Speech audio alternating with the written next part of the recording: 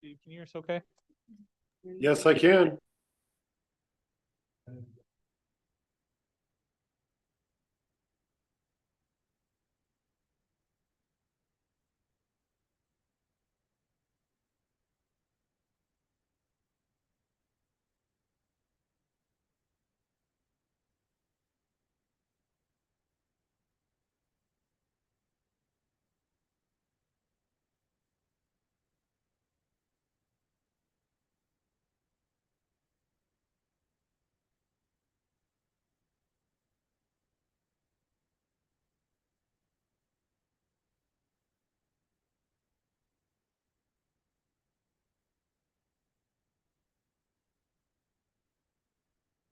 Recording in progress.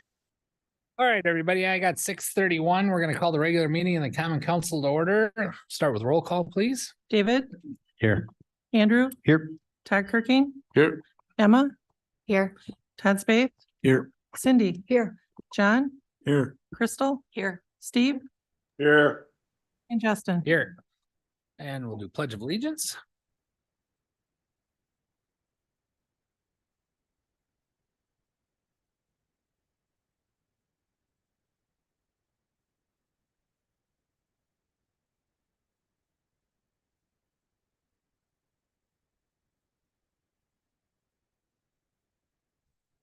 All right, item number 2, approval of the April 30th, 2024 regular council minutes. This is Crystal. I would move approval. Say I'll second. Got a motion, a second, any other discussion?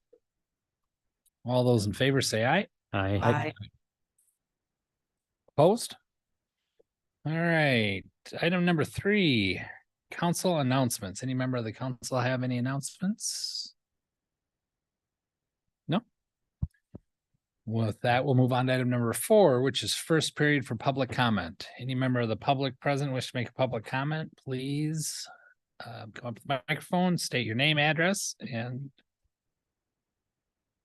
we'll hear your comments.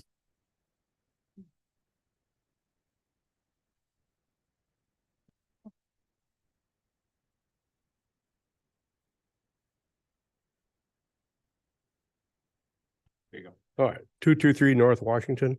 I just came to see if this fire department thing is just cut and dried, or is it all the decisions are all made, or? So in the public comment, we can't get involved in conversation. Okay, I So- understand. That'll right. be discussed later on the agenda items, though. So you're saying the decision is not to be made yet? Right, tonight's the approval portion of that. Okay, I'm just wondering about the sleeping areas that won't be used or may not be used, and the amount of money you're putting out for this. My kids, my grandkids, my great grandkids will be paying for this down the road. And there's more than enough room without some of this, without going over the grant budget. If it is a true grant, that would take care of plenty of room for you, as far as I know, for the fire department. So other than that, I can whine for a long time, but I won't. So Thank you.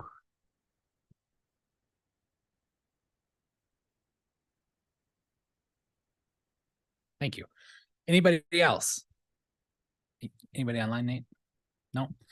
All right, we will move on to item number 5, which is appointment of Pat McGuire to the Viroqua Housing Authority to replace Julie Mills, whose 5-year term expires 6/1/28.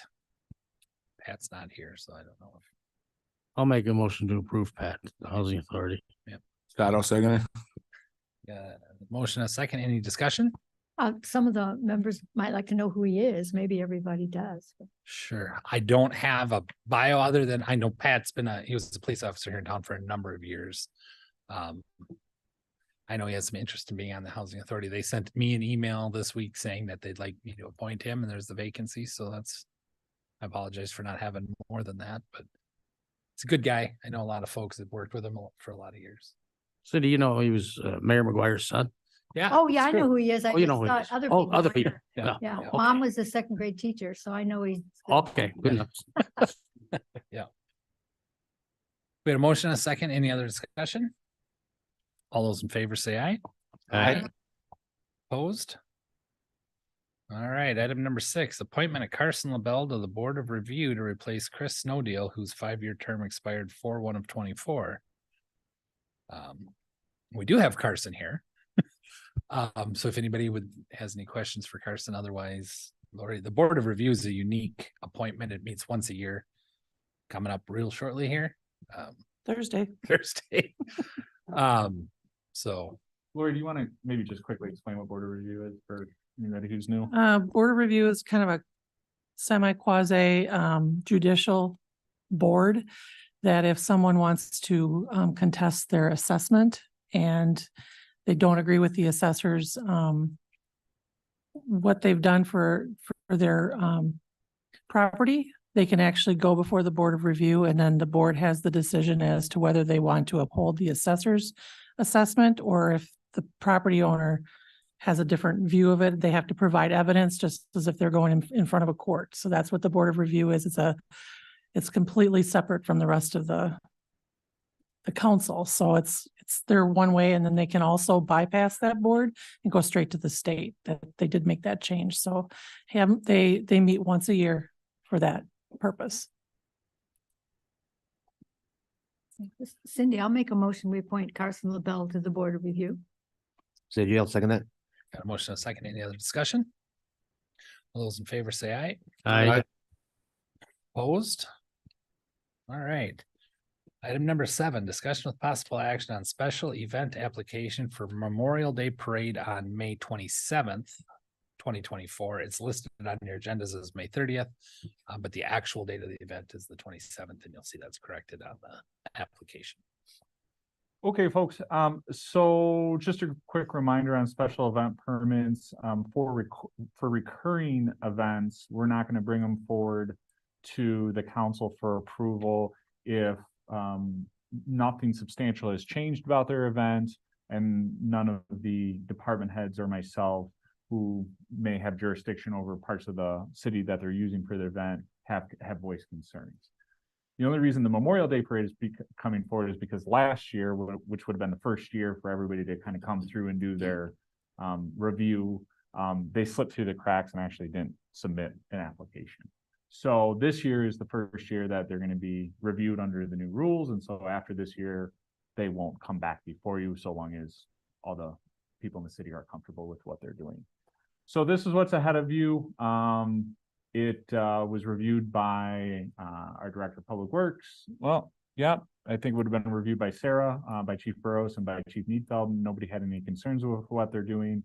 I think this group does a good job of coordinating with Chief Needfeld on this typically. And so they usually work hand in hand. It's a smaller parade in the grand scheme of things. And at this point, I have no concerns as to why you wouldn't want to approve it. This is John. I did move we pass the application. Cindy, I second. Got a motion and a second. Any other discussion? All those in favor say aye. Aye. Opposed? All right, item number 8, discussion with possible action on resolution authorizing the issuance and sale of $3,875,000 in general obligation promissory notes series 2024A. Correct. Okay, Mayor Council, Sean Lenz, who is our municipal advisor from Ellers, has been working closely on this bond issue. Yeah, you bet. Thanks, Nate. If you could go to, let's start with the bond rating. So as a part of the process, I think it's a couple pages back from this, Nate. There you go. For part of the process of selling bonds in the securities market for funding capital projects, the city historically has retained a bond rating in order to help try to get the best and lowest interest rates available in the market. The city has historically been at an A+ rating by Standard & Poor's. And I'm happy to say through a lot of work by city staff, we've been able to retain that A+ rating. I would encourage the council, when you have a chance, to read through the report. It touches on various aspects of the bond rating, talks about things that they think the city is doing very, very well on, which are certainly a number of strong areas. And then they talk about areas where you just want to pay attention to future decisions. because they could result in areas that could weaken the rating and then thus cause future financing to be at higher interest rates and maybe more expensive for the city. The one other part I'll point out about on the rating this year is they did put what they call a negative outlook on the rating. And as the council may know, over the last couple of years, you had your fund balance swing up and down, particularly your 2022 showed a negative unassigned fund balance. This was an area that the city did extensive work. We worked with them on recently to get that clarified. And I'm happy to report with your draft 2023 results, the fund balance is at much improved at a much stronger level. And if you read through the report, you'll see that what S&P would like to do and why they put that negative outlook, they call it, on the rating, is they just like to monitor the city over the next couple of years to make sure that fund balance stays stabilized. And the reason it went into a negative was just a misallocation of the money between the general fund and one of the tax increment districts. And as soon as that was corrected, a more accurate fund balance was portrayed at that point. And as you'll see in the report, the rating agency is confident that that issue has been resolved, but they just want to monitor it over the next couple of years. So all in all, the A+ rating was certainly an assistance to us today. And if we can go, Nate, maybe to the next section, the bid tab, I can talk a little bit about the results of the sale. There we go. So this morning at 10 o'clock, we put out for sale the 3.8+ million in general obligation promissory notes. And on this page and the next page, you'll see the 4 bids that we received. Very tight bidding. So all of these institutions viewed Viroqua as a strong credit and offered what we think are very representative interest rates of where the market is. The best bid on a 20-year fixed financing interest rate, true interest rate, that's how we compare the bids, was from Baird with a number of other participants in what we call a syndicate with a true interest rate of 3.96%, which we were very happy to see. It's about 25 basis points, 1/4% or so below the interest rate we had in the pre-sale report that we shared with you guys a little bit more than a month ago when we talked about the upcoming financing for this year's projects. Maybe, Nate, this would be a good point to go to the next slide.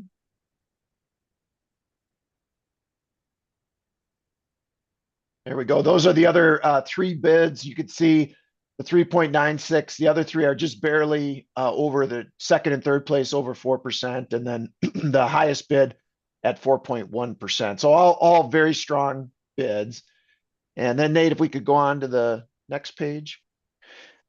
So this next page was a slide we shared with you in the pre-sale report where we looked at the repayment over the next 20 years of the proposed financing for the fire station project. And at the time, we thought the entire financing for 2024 would be for fire station related costs. But based on those cost numbers coming in stronger than expected, we were able to reallocate some of the amount to projects that you have involved with tax increment district number 6. They involve the improvements on the intersection where the old city hall, demolition of that building, and then also some trails, Nate, I think, and some other projects in TID 6 around the new apartment building project. So what we ended up with then is a financing for those projects, for the fire station related projects, and for TID number 6. And what you see on the slide right now is the repayment schedule over the next 20 years for this debt issue.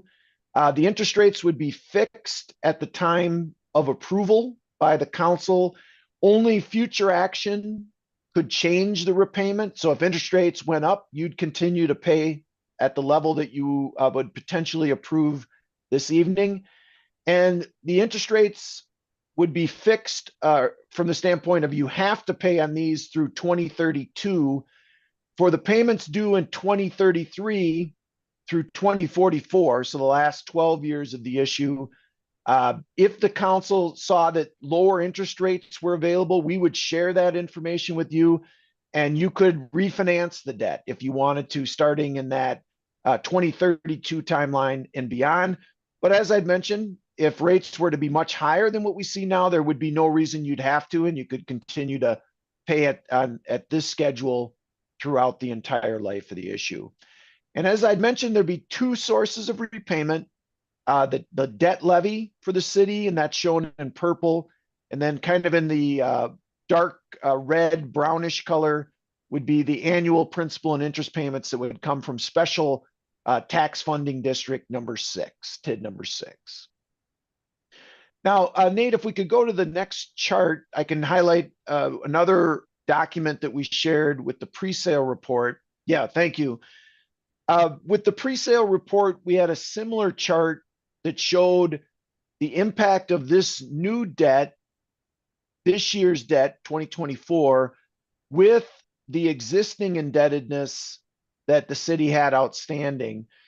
And at the time with the pre-sale report, where the budgeted costs for the fire station were at that time, we expected an increase from the 2024 level that you'll see on the far left side of the page at little bit over 700, around 712,000 in principal and interest payments on your debt, to an amount about 200,000 higher, somewhere around 912,000 a year. But because of the improved bid costs that you got and being able to allocate some of the debt to TID 6 projects this year rather than having to use the full amount for the fire station, we're seeing the costs come in for the levy, the expectation going from about the 712 up to around 830, 840,000 next year for your existing debt plus this new proposed issue. And then you'll see over time, the total levy for all of the city's general obligation debt is gradually falling over time. And as you get into your capital improvement plan and other items that you'll have to take on in future years, we'll have future projections showing how those projects, when they would come online, would impact the total debt levy for the city. But right now, happy to report with the lower cost on the station than originally projected, these debt levy numbers are coming in at a lower amount than what was projected in the pre-sale report. So we certainly were very pleased with the results of the sale today, with that interest rate coming in below 4%. What would be needed, Mr. Mayor and Council, this evening to accept that best bid and lock into the interest rates would be approval of a sale resolution that was prepared by Quarles and Brady, your bond counsel. But if there's any questions on the material I've covered, I'd be happy to answer those before you guys take any action on that. And of course, Nate, if you or Lori would have anything to add, I'd certainly welcome that at this point as well. Thanks, Sean. Just what I wanted to share is sort of elaborate on what Sean had said regarding fire station versus TID 6 expenses. This is something that we had spoken about at Public Works, because the TID 6 is going to be covering street expenses. And these are things we've been talking about for quite some time. So let me see if I can find the right spreadsheet here. Up above here in highlighted in yellow are generally the 4 projects that are going to be covered under this promissory note. Number 1 is generally the fire station's portion of it. Round a little bit, there's a little bit of rounding there, but you're talking about 3.38 million is what will be dedicated towards the fire station to pay construction costs, right?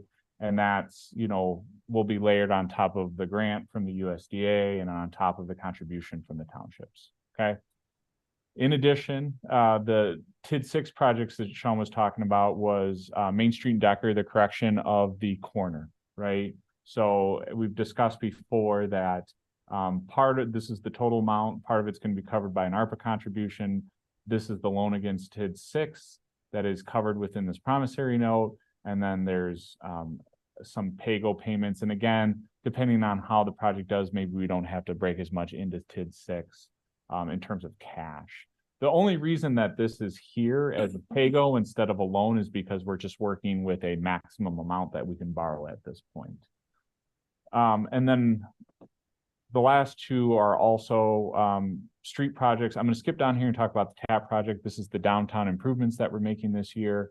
The city is responsible for covering a portion of the construction cost as a local share. We've always talked about that being levied against TID 6. And essentially this portion here is what we forecast as will be the final amount spent in 2024. Okay. And then finally, the salt shed.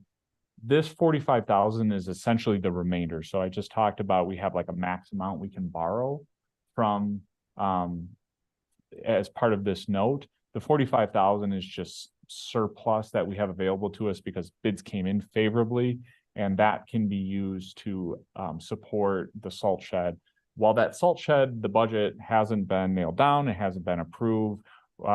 We anticipate that it will be greater than the $90,000 we have on hand because it not only includes a salt shed, but it now is going to include a stand shed as well. So for all those reasons, we'll have that cash on hand when that project gets approved later down the road. And this general concept was approved and sort of forwarded by Public Works Committee because those are the borrowings.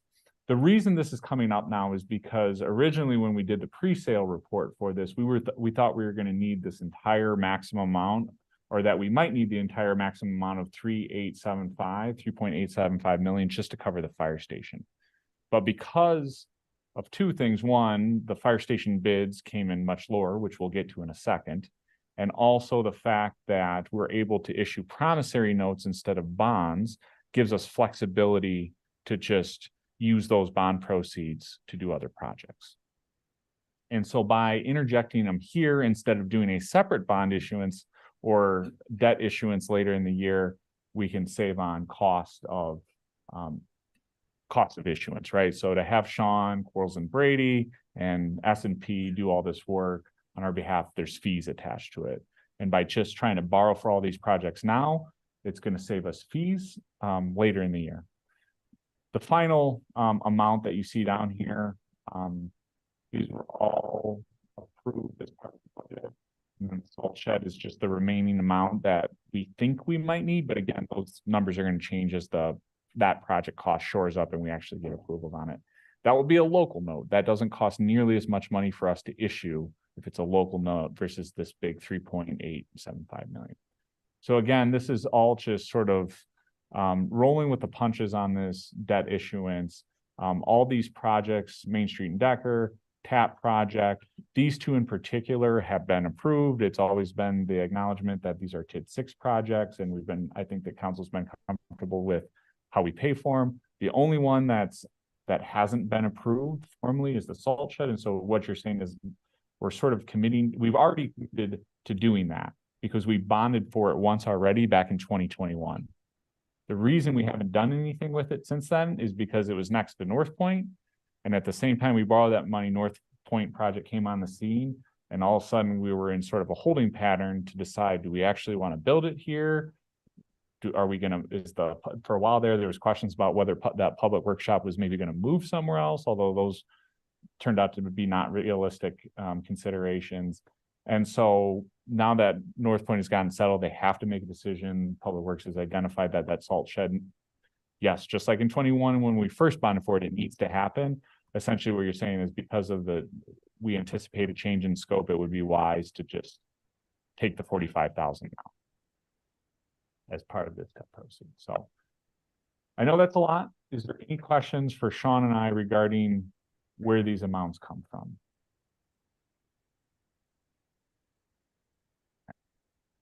You are not making decisions on the 2024 B local note. That is just projections into the future. So you can disregard those for now, but essentially for the amount of money.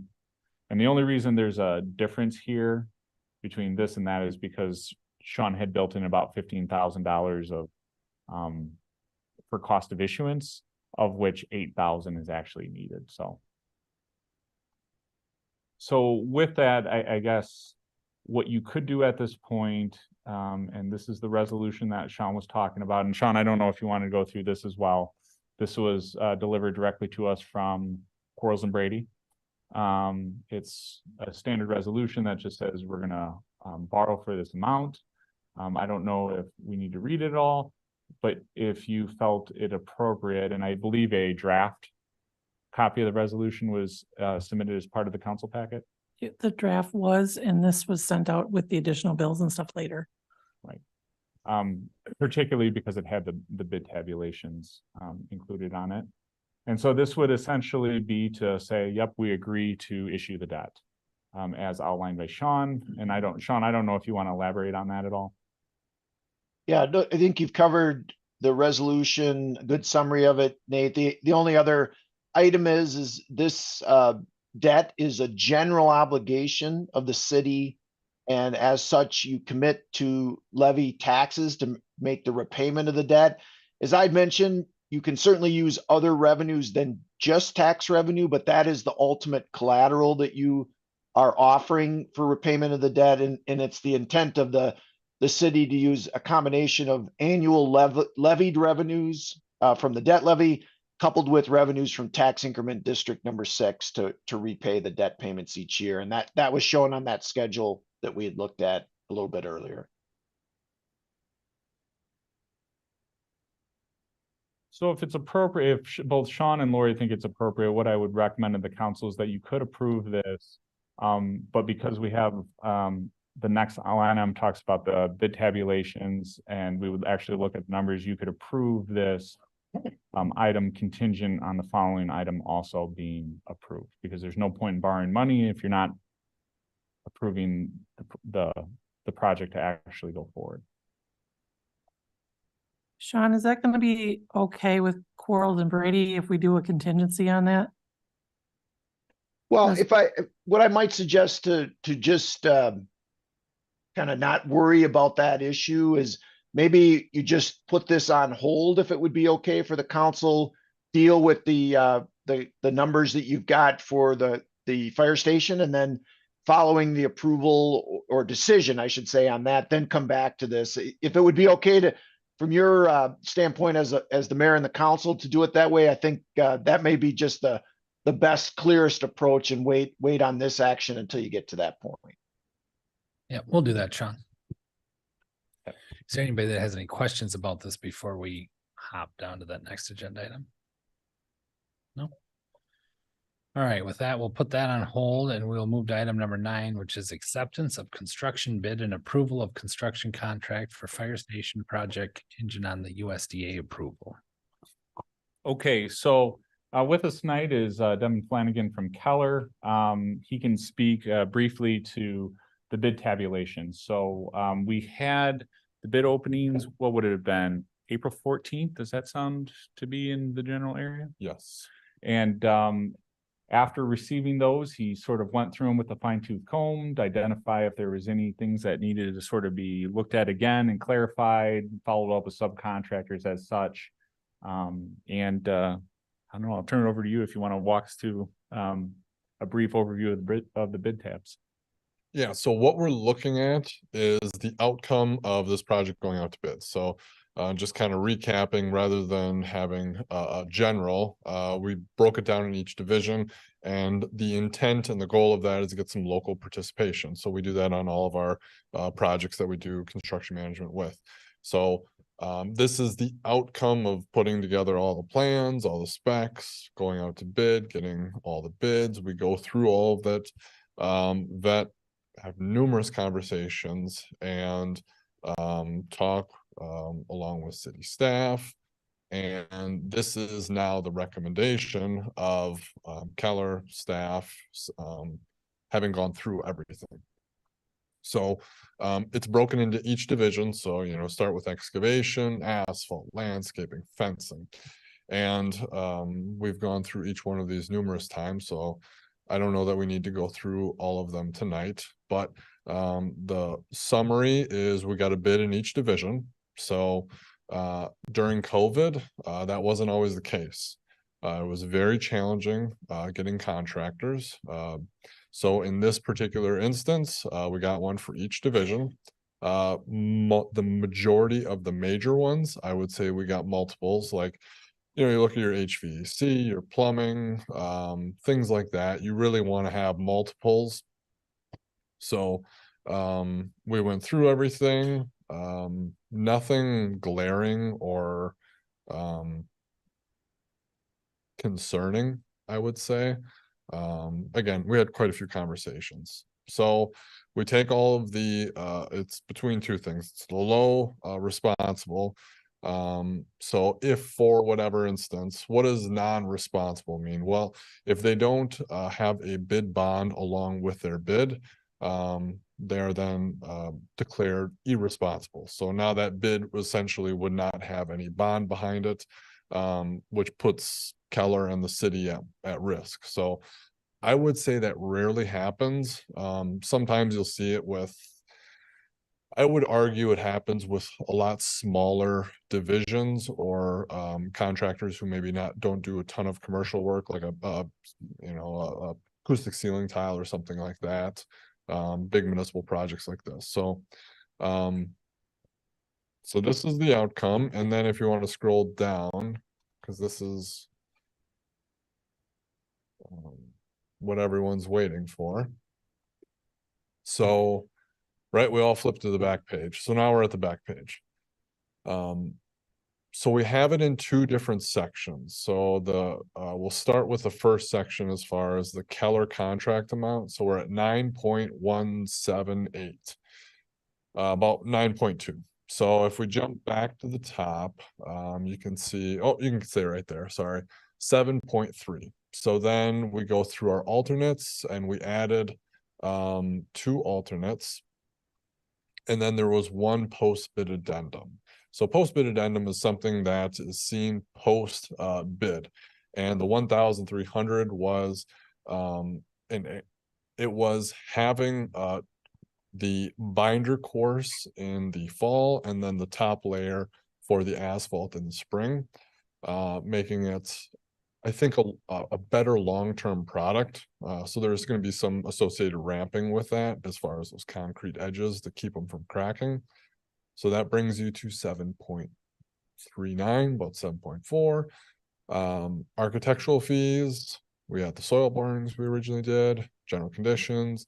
We've got the contingency, which we did raise. So that's 450,000, and the construction management. So architectural, soil borings, general conditions, and construction management, that was already previously agreed upon.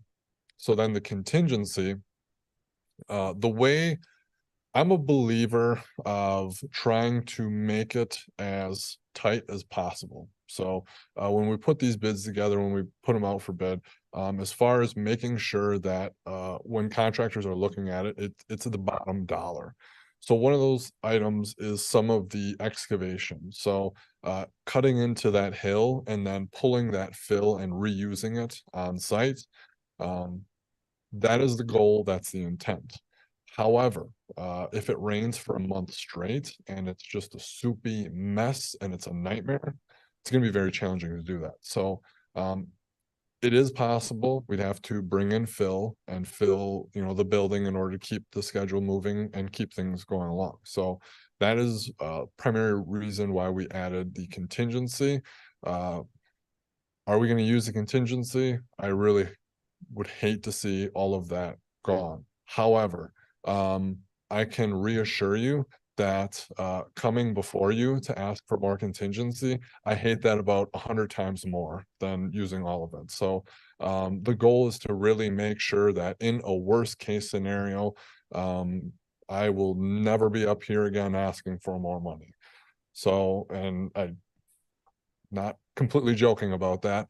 You know, I want this to go smoothly. I want everyone in this room to feel comfortable and to look at the end of the day and say, hey, we, you know, sharpened our pencils, we did the best we could, and we ended up staying within our budget. So that brings that what I consider the Keller contract. And as we walked through, kind of jumping back through this entire process, we're always talking that big picture, you know, the what is the city's full investment? So the other part that isn't necessarily associated with Keller's contract is it's other things that are associated with your project.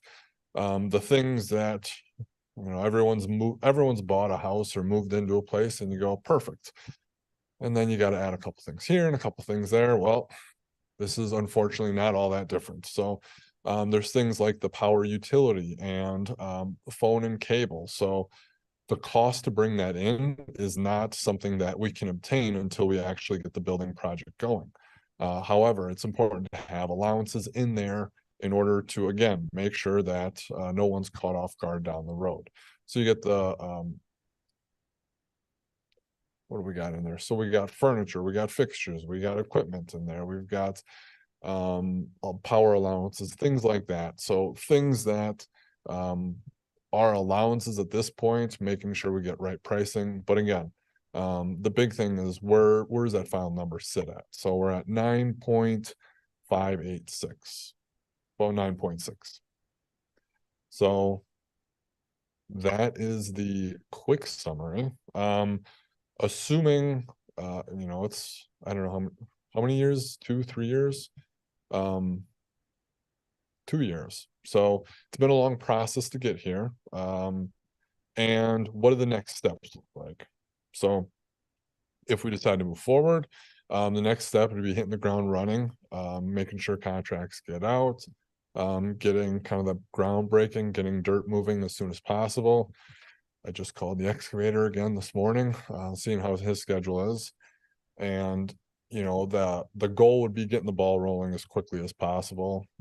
There's a substantial amount of site work. So while it, and one of the big reasons I bring it up is because we're at, you know, there's all these critical points in the process, and we're at one of those critical points where you make that next step and it doesn't seem like a lot is happening, but there's a million parts and pieces moving all at the same time. So this is kind of that big next step forward. So that was the quick summary. Hopefully that wasn't too long. Thanks, Kevin.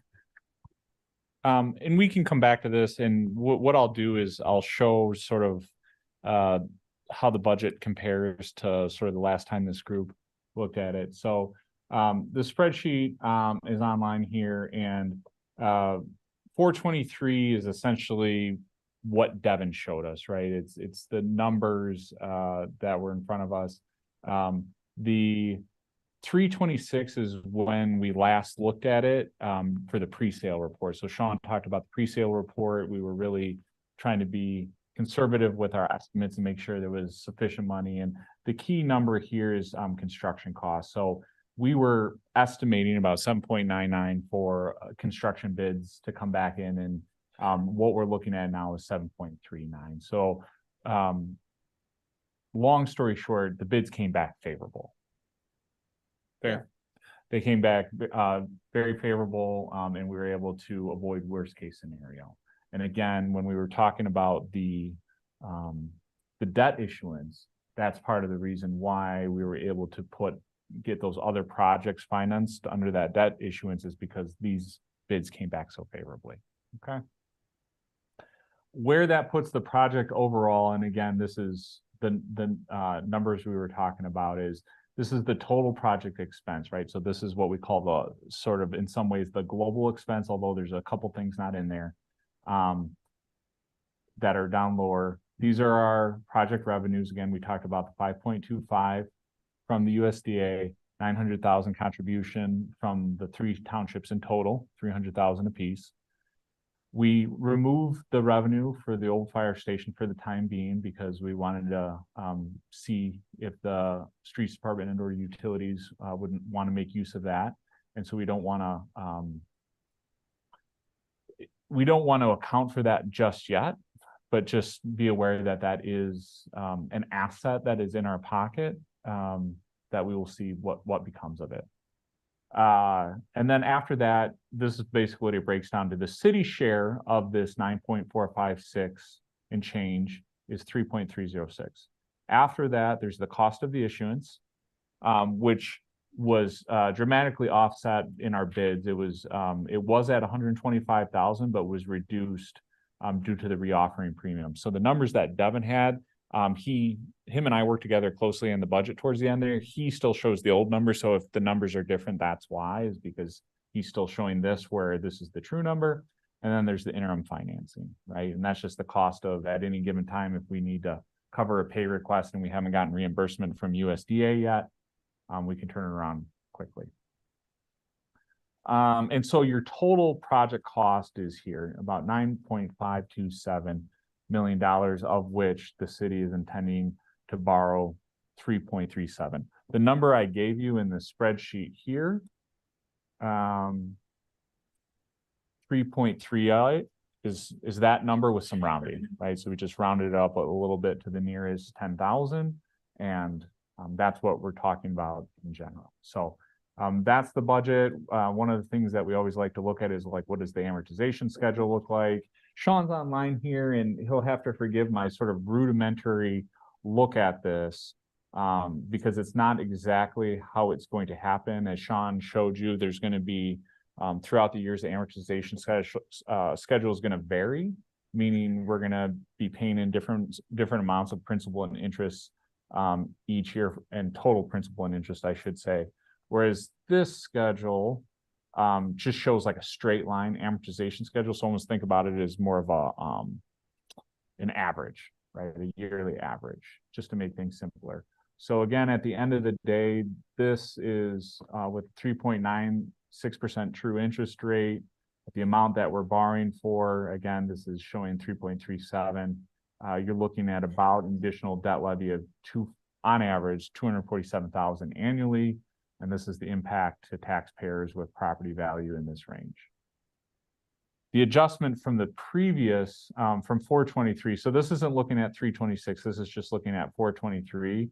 When we didn't know what interest rates are going to come in at, this is sort of the savings we find for taxpayers because of a better interest rate. Okay. What I don't have to easily show you is what is the difference from 326 when it was sort of worst case scenario. So I know that's a lot of information. Sean, I don't know if there's anything you'd like to correct, Devin. I don't know if there's anything you'd like to correct since I started talking, but I'll leave it open to if anybody has anything. Thank you, Nate, Devin, and Sean. Questions?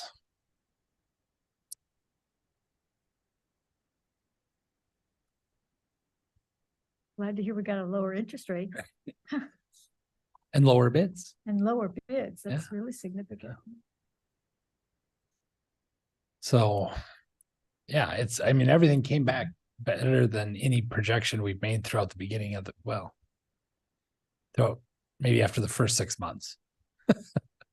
But it's come a long ways. So your action on this would be two things. One is you would approve this construction draft that Devin had put together on our behalf, which where the heck did it go? For this amount, right? So this is what we'd be looking at doing. And in general, you'd be approving basically, this is what the project, bless you, the project budget would be, but this is really what you're looking for approval on tonight, Devin, is this amount up here. And this, as part of it, I'll just share a few documents. These are the construction management documents. This is what's called the AIA contract for between an owner and construction manager. This is in the USDA's hands right now. We've reviewed this at length within the city. They have instructed us that we can go ahead and approve it contingent and have it just be contingent on their approval. We spoke to Ku Zhang from our USDA representative. He's like, there's no reason why you guys can't go ahead and approve this at this time. So again, the cost of this was part of what was in Devin's numbers, which was in our budget numbers. We've seen this before. We just haven't executed it until we got to this point because we needed to see what the construction bids are. Now that we know our construction bids are, we know what our guaranteed maximum price is, which is what Devin was referring to as he called the Keller contract amount. And that's that 9.178 million and change. Okay, so all these documents sort of work together to start and greenlight the project. And to add to that, Yeah. the USDA did before we had the bids and everything else, I mean, months ago, they did a preliminary review of this. And now this is the updated with the numbers and. So what do we need the motion to be? So what I would recommend is two separate motions. One, to approve the construction contract, which is how it's written here, which is essentially the bid tabulation. And then the second one is to approve the I'm sorry, I got that. The construction bid, which is essentially the bid tabulation, the construction contract with Keller contingent on USDA approval. I would move that we approve the construction contract Bid. Construction bid. bid. This is Crystal. I'll second. Got a motion and a second. Any other discussion? Not, we will go to a roll call. John, Aye. Crystal, Aye. Steve, Aye. David, Aye. Andrew. Aye. Todd Kirking, Aye. Emma, Aye. Todd Spade, Aye. and Cindy. Aye. All right, now we'd look for a motion to let's see, approve the construction contract for fire station project contingent on USDA approval. This is Emma, and I move to approve the construction bid and approval of the construction contract for the fire station contingent on USDA approval.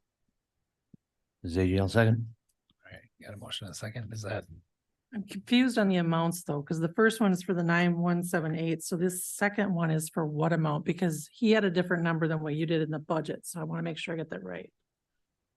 Yeah, it's a good question. So this is the guaranteed maximum price, which is Exhibit A, and it's 9.1789922.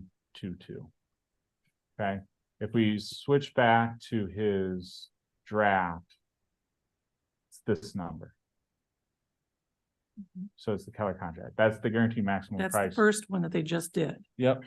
Now you're doing a second one, which is what amount? Yeah. So it's the same thing, essentially. It's essentially the same thing because one of the approvals is allowing us to go forward and, well, I guess it's in some way the same thing, but one of us is basically saying, yep, go ahead and move forward with the project with all these subcontractors, right? The bids that we received. And the other one specifically saying that we approve your contract as construction manager based on the guaranteed maximum price, which includes the bid tabulations.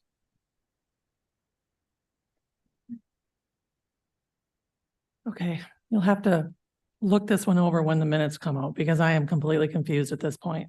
What is, well, and we certainly don't want confusion when it comes to Right, price. I want you to restate your motion if you would. So just to clarify.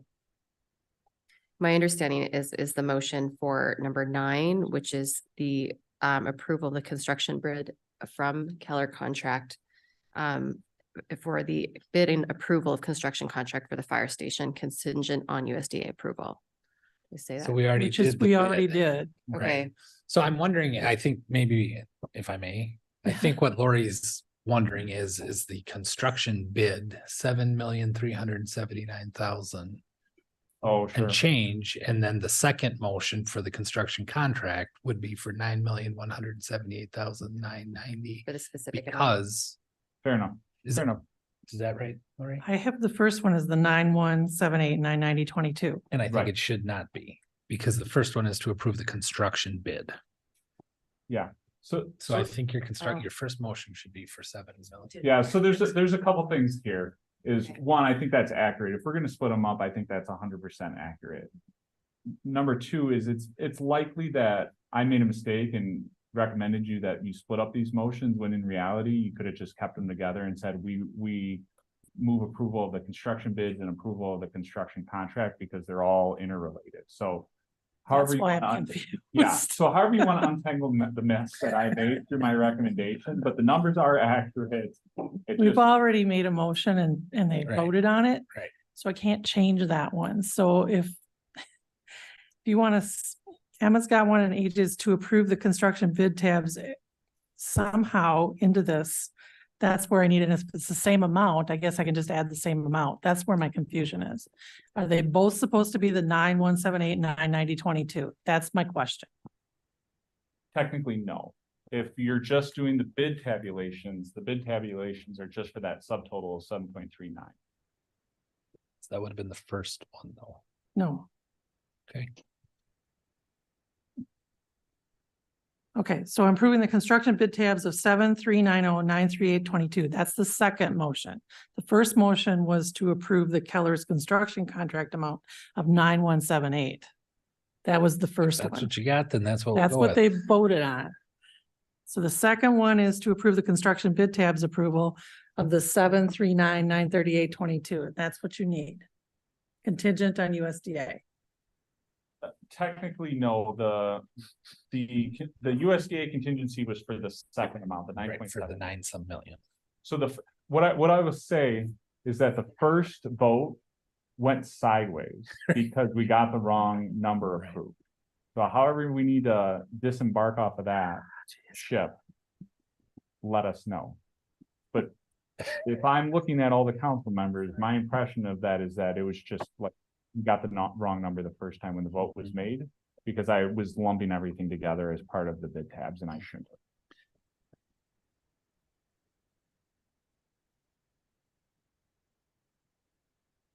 I don't know.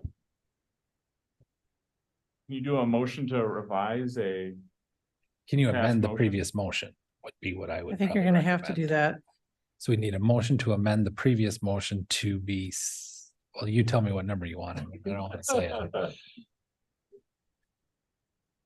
Because we should have approved the construction bids first, and then we should have I would approved the like to Keller see it in contract. one motion if we I'd could. like that. So I believe that you need to amend that, to change the wording on it. The acceptance of the bid for the 7390 and the acceptance of the. But that's not what they're wanting to What do. I would recommend is you make a motion to amend the first motion to be, I would amend the first motion to be the acceptance of construction bid and approval of construction contract for fire station project contingent on USDA approval for 9,178,990. Is that, Okay. let's do that. This is Emma, and I'm going to make a motion to amend the previous motion to the acceptance of the construction bid and approval for construction for the amount of $9,178,990.22 contingent on USDA approval. Good. I would second that. All right. It's a lot of money. We gotta take the long way around to get there. Yes. So, That's why I want to make sure you got the right amounts in there. all right. Any other discussion? Roll call, please. Crystal, Aye. Steve, Aye. David, Aye. Andrew, Aye. Todd Kirking, Aye. Emma, Aye. Todd Spade, Aye. Cindy, Aye. and John. Aye. Thank you. We're gonna hop back up to number 8. No.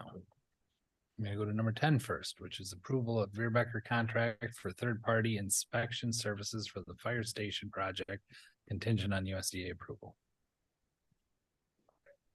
Okay, folks, this amount is to bring Viroqua in as a third-party inspector. And the reason for that, and we talked about this quite a while ago, is because Keller is both the architect and the construction manager. And so with this project, both we and the USDA feels like it's important to have a sort of third party looking out for us and just to make sure that everything goes appropriately. Viroqua does this sort of work. This isn't Kurt. This is a gentleman who lives in the area who he highly recommends. Their, I think, agreement has generally been vetted by the USDA already, but as a draft, but needs to be reviewed again before they can offer approval. The amount is for $25,000. That's their estimate. And this amount is contained within the budgets that we all looked at just now. So the budgets already provide for these. And I spoke with Kurt today, even though this was dropped off April 1st, he still feels very confident in those numbers, as well as the person he has lined up to do the work. So. Thanks, Nate. Any questions? Now we'd be looking for a motion to approve the Viroqua contract. This is Crystal, and I would move approval of the Viroqua and I never say their name wrong, Viroqua contract for the third-party inspection services for the fire station project contingent on USDA approval. Cindy, I'll second. Okay, we've got a motion and a second. Any other discussion? Roll call, please. Steve, Aye. David. Aye. Andrew. Aye. Todd Kirking, Aye. Emma, Aye. Todd Spade, Aye. Cindy, Aye. John, Aye. and Crystal. Aye. Now we're gonna go back up to number 8, which would be discussion with possible action on resolution authorizing the issuance and sale of 3,875,000 general obligation promissory notes series 2024A. We still have Sean online if anybody has any questions. Otherwise, we'd be looking for a motion to approve that. This is AJ. I'll make a motion to approve. Where do we go here? The resolution authorizing the issuance and sale of 3,875,000 in general obligation promissory notes, series 2024A. This is John. I'll second. Got a motion and a second. Any other discussion? Roll call, please. David. Aye. Andrew. Aye. Todd Kirking, Aye. Emma, Aye. Todd Spade, Aye. Cindy, Aye. John, Aye. Crystal, Aye. and Steve. Aye. It's going to be resolution 024 RS 007.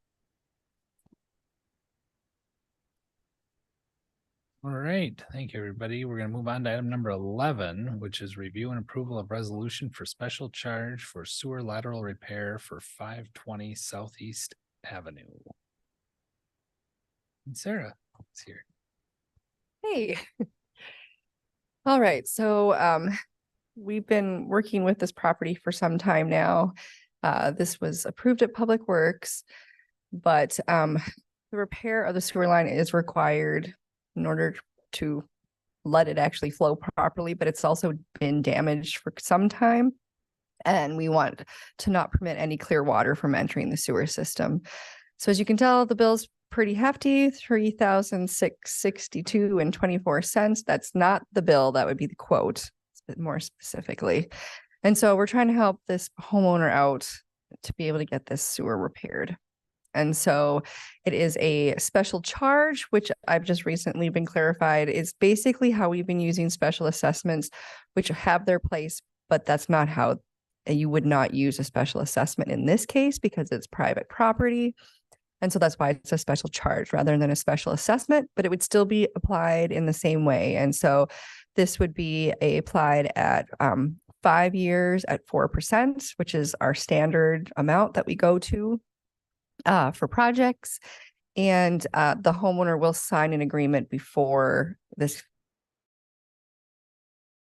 gets paid in order to make sure everybody's on the same page. She was at our Public Works meeting. I did call her today to make sure she knew, and she did know, and she said she just wouldn't be there. So she does have the agreement in hand, though I emailed it to her. So yeah, looking for approval for the resolution so we can do this special charge. Cindy, I make a motion, we approve the resolution for special charge for sewer lateral repair for 520 Southeast Avenue. It's AJ. I'll second. Got a motion and a second. Any other discussion? Roll call, please. Andrew. Aye. Todd Kirking, Aye. Emma, Aye. Todd Spade, Aye. Cindy, Aye. John, Aye. Crystal, Aye. Steve. Aye. And David. Aye. Thanks, Sarah. we will move to item number 12 now, review and approval of engineering firm for construction engineering Main Street tap project. With All right, so our Main Street tap project that with all luck will happen at the end of this year. We could not use the design engineer for the construction engineering. And that was just a way that the DOT does work. You'll notice that happened the same way last year. We had a different firm that did the inspection versus Strand who did the design when they did the HISIP project. Same thing here. So we had an RFP that went out, and at the RFP, it was not an RFP, it was an RFQ. So it was asking for qualifications. They could not give us a cost. It's supposed to be qualifications based only. So we had a number of proposals come in, and at Public Works, I summarized it for the Public Works Committee, and then we went through a selection process. And I think that's what Nate's working on pulling up. So we had 5 companies submit. These were all from the DOT pre-authorized consultant list. So, they're all going to be good contractors or consultants. And then we brought it down to 3 that we brought forward for ranking. So it's one of those things where I'm sure everyone would have done a great job. But the 3 that were brought forward, one was Viroqua, which sounded familiar, right? We just spoke about them. They are a consultant that works with us a lot. They do predominantly our neighborhood and downtown reconstruction projects, water, sewer, storm sewer, streets. However, in this particular situation, they didn't have like a project that was exactly like what we're looking at. Core and ISG were 2 firms we have not worked with yet, but they both have a ton of experience with the DOT. And then ultimately we ended up selecting ISG, or putting forward for you guys to select based on sort of meeting all the criteria, which you can scroll down a little bit, Nate, if you wish. And they hit all of the elements. The only one they didn't get full points on was their familiarity with the project, which I would say 4. They work in La Crosse, Unalaska. It was just the other 2 worked literally in Viroqua or Westby. So it was, they were more specific. So based on our weighted criteria, they came up at a 4.9 out of 5. So as you can see, 4.6 is still really a really good score too. And so I think any firm would be great. However, ISG was the forerunner. And so we're looking to, the next step would be accepting their qualifications, and then we go into negotiations about like cost and things like that.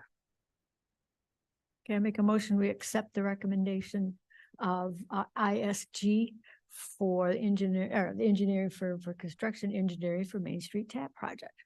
Mr. Todd, I'll second it. We've got a motion and a second. Any other discussion? I'll wait for you to catch up. Right. I was waiting for you to finish writing. All in favor, say aye. Aye. Opposed? All right, that motion passes. Thank you. Item number 13, discussion with possible action on bids for walking path and parking lot. It sounds awfully familiar, like we may have talked about this once already. So Kale, I don't know if anybody's gonna have questions, but if you all remember, we did have this at our last council meeting, and it was not the agenda didn't allow us to make the decision regarding the parking lot because it was just for the walking path, but due to the bids and costing, it made sense to add the parking lot in. So yeah, I don't think hopefully you don't need me to go through it again, but it was approved by the Park and Rec Committee to go ahead with Farner with the crack seal coat and crack fill. any questions? Did they honor the same price as what we were getting the other work done for? Wasn't there some other work that they were doing too, and this was just added on top of that? Or At the last meeting, I think there was the bid expired before this meeting. So yes, I think I talked to them and they said yes. They I thought I was confused with the yeah, no, I should have said the contract expired. yes. Yeah, okay, yes. Great.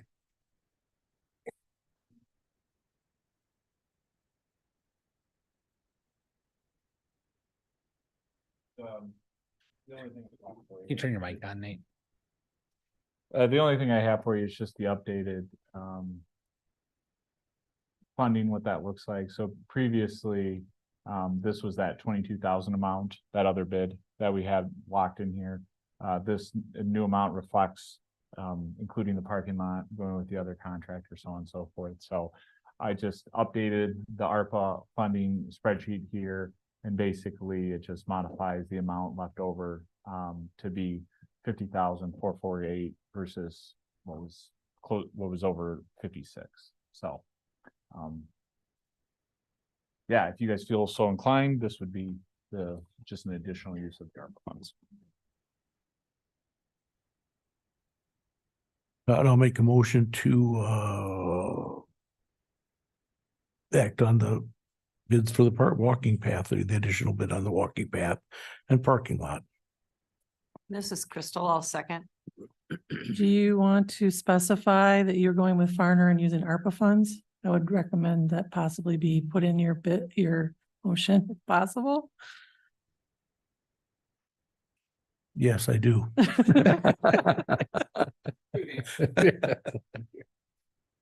You got a Yes, motion. I agree.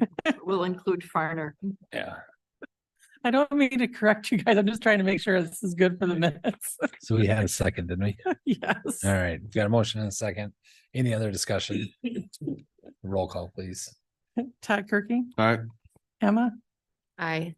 Todd Spade, Aye. Cindy, Aye. John, Aye. Crystal, Aye. Steve, Aye.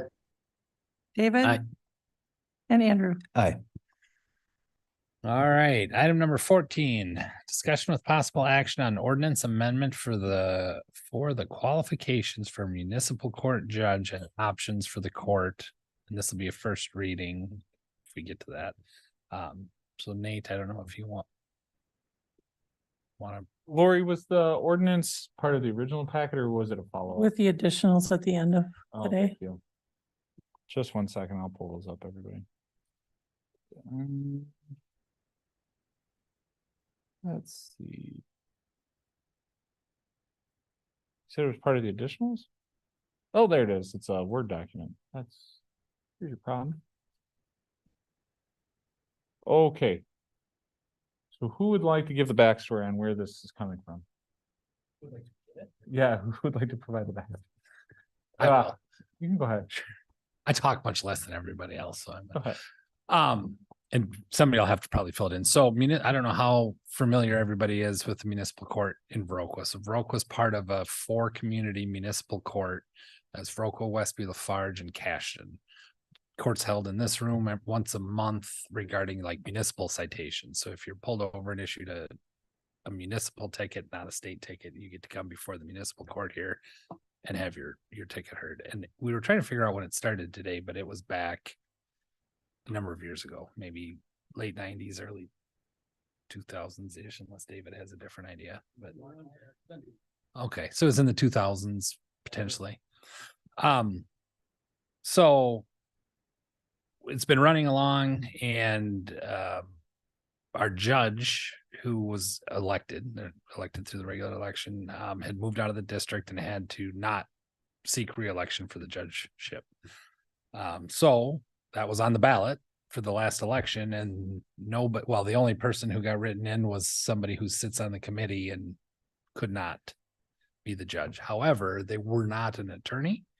So even had they been able to, not because of the other disqualifying effect, our ordinance says you have to have your attorney's credential to serve as the judge of this court. So as of right now, the court has no judge and no clerk and is non-functioning. So we had a meeting with the municipal court committee, which is myself, Dan, the mayor from Westby, Rita from Cashton, Frank from Lafarge, Rick, Chief Needfeld is on it. I get it all. Yeah, I think I got them all.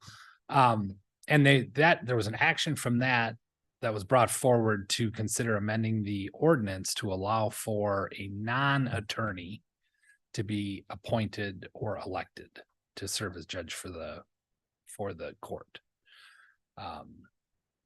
There was some discussion on that, and the respective communities kind of went away to try to bring this to their bodies since then. And I haven't had a chance to talk with Danny. He's here. I don't know how many of you know Mayor Haglerson. He's the Westby mayor.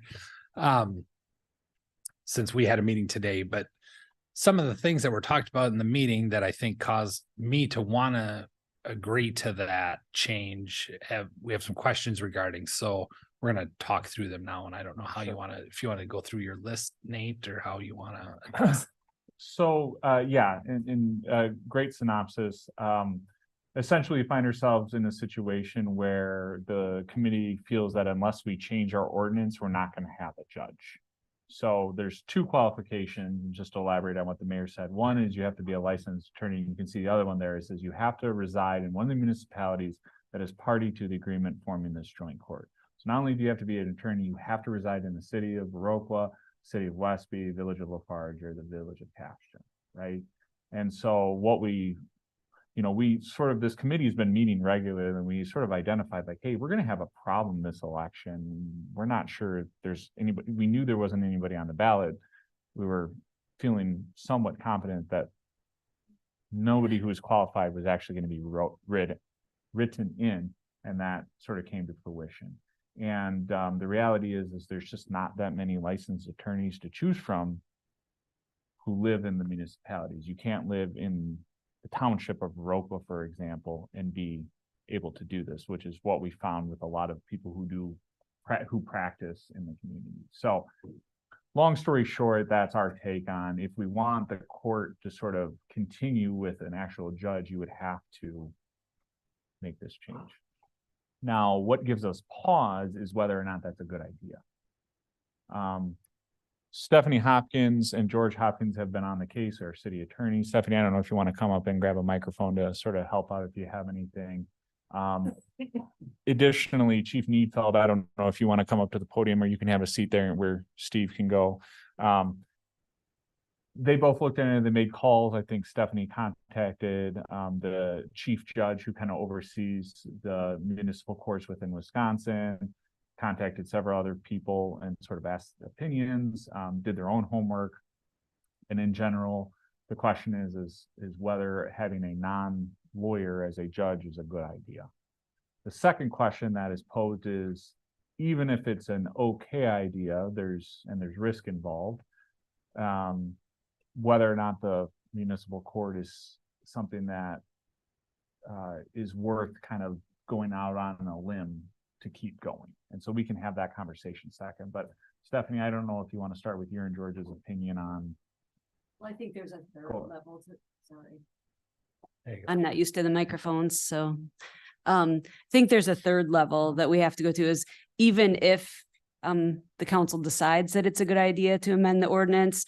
When I spoke to the district court administrator and the chief judge, and also Judge Ziegler from Monroe County, there's some question as to whether we can just amend our ordinance, or whether we would actually have to abolish the court and create a new court if we're making that significant of a change.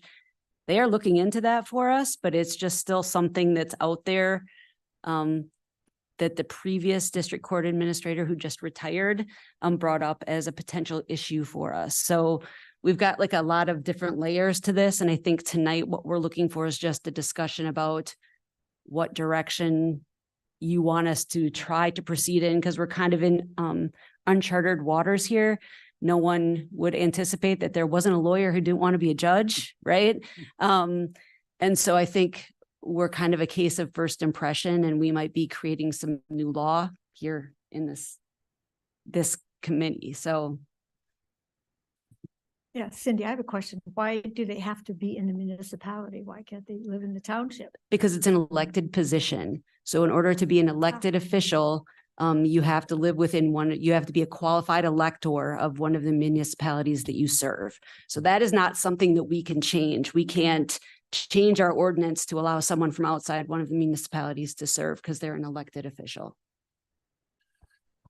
Seems to me you should be an attorney to be a judge. So can I give a little background? If David, go ahead, and then I'll give a little background to the questions I asked. Back when Westby had night court, your own, right? You had your own, Rodney Dolan was your judge. He's not an attorney, was he? Yeah, but was Rodney Dolan your court judge at one time? I think at one time, yeah. And I he wasn't a guess- judge, so I mean, did it work out? No, For you? I guess. Oh, he start wasn't an with, attorney, see? Danny Helgerson, mayor for the city of Westby. He's not an attorney, so how did it work out for you in Westby when you? I never heard of any problems or nothing. The way I understand it, maybe to touch on some of the points that were talked about was it's not against the state law for it not to be an attorney. This is something this group come up with and added on their own, that it needed to be a licensed attorney. Yeah. That's what we're looking at changing back and going the way it was before. Just through that simple fact. I mean, you gotta be realistic. A municipal court doesn't make a lot of money. I mean, it's not like it's a big thing for an attorney to take on. And to live specifically in one of the cities or villages. I mean, how many attorneys do we know that live just outside of town or something like that? So it's really hard to get somebody. My biggest concern is I'd hate to see.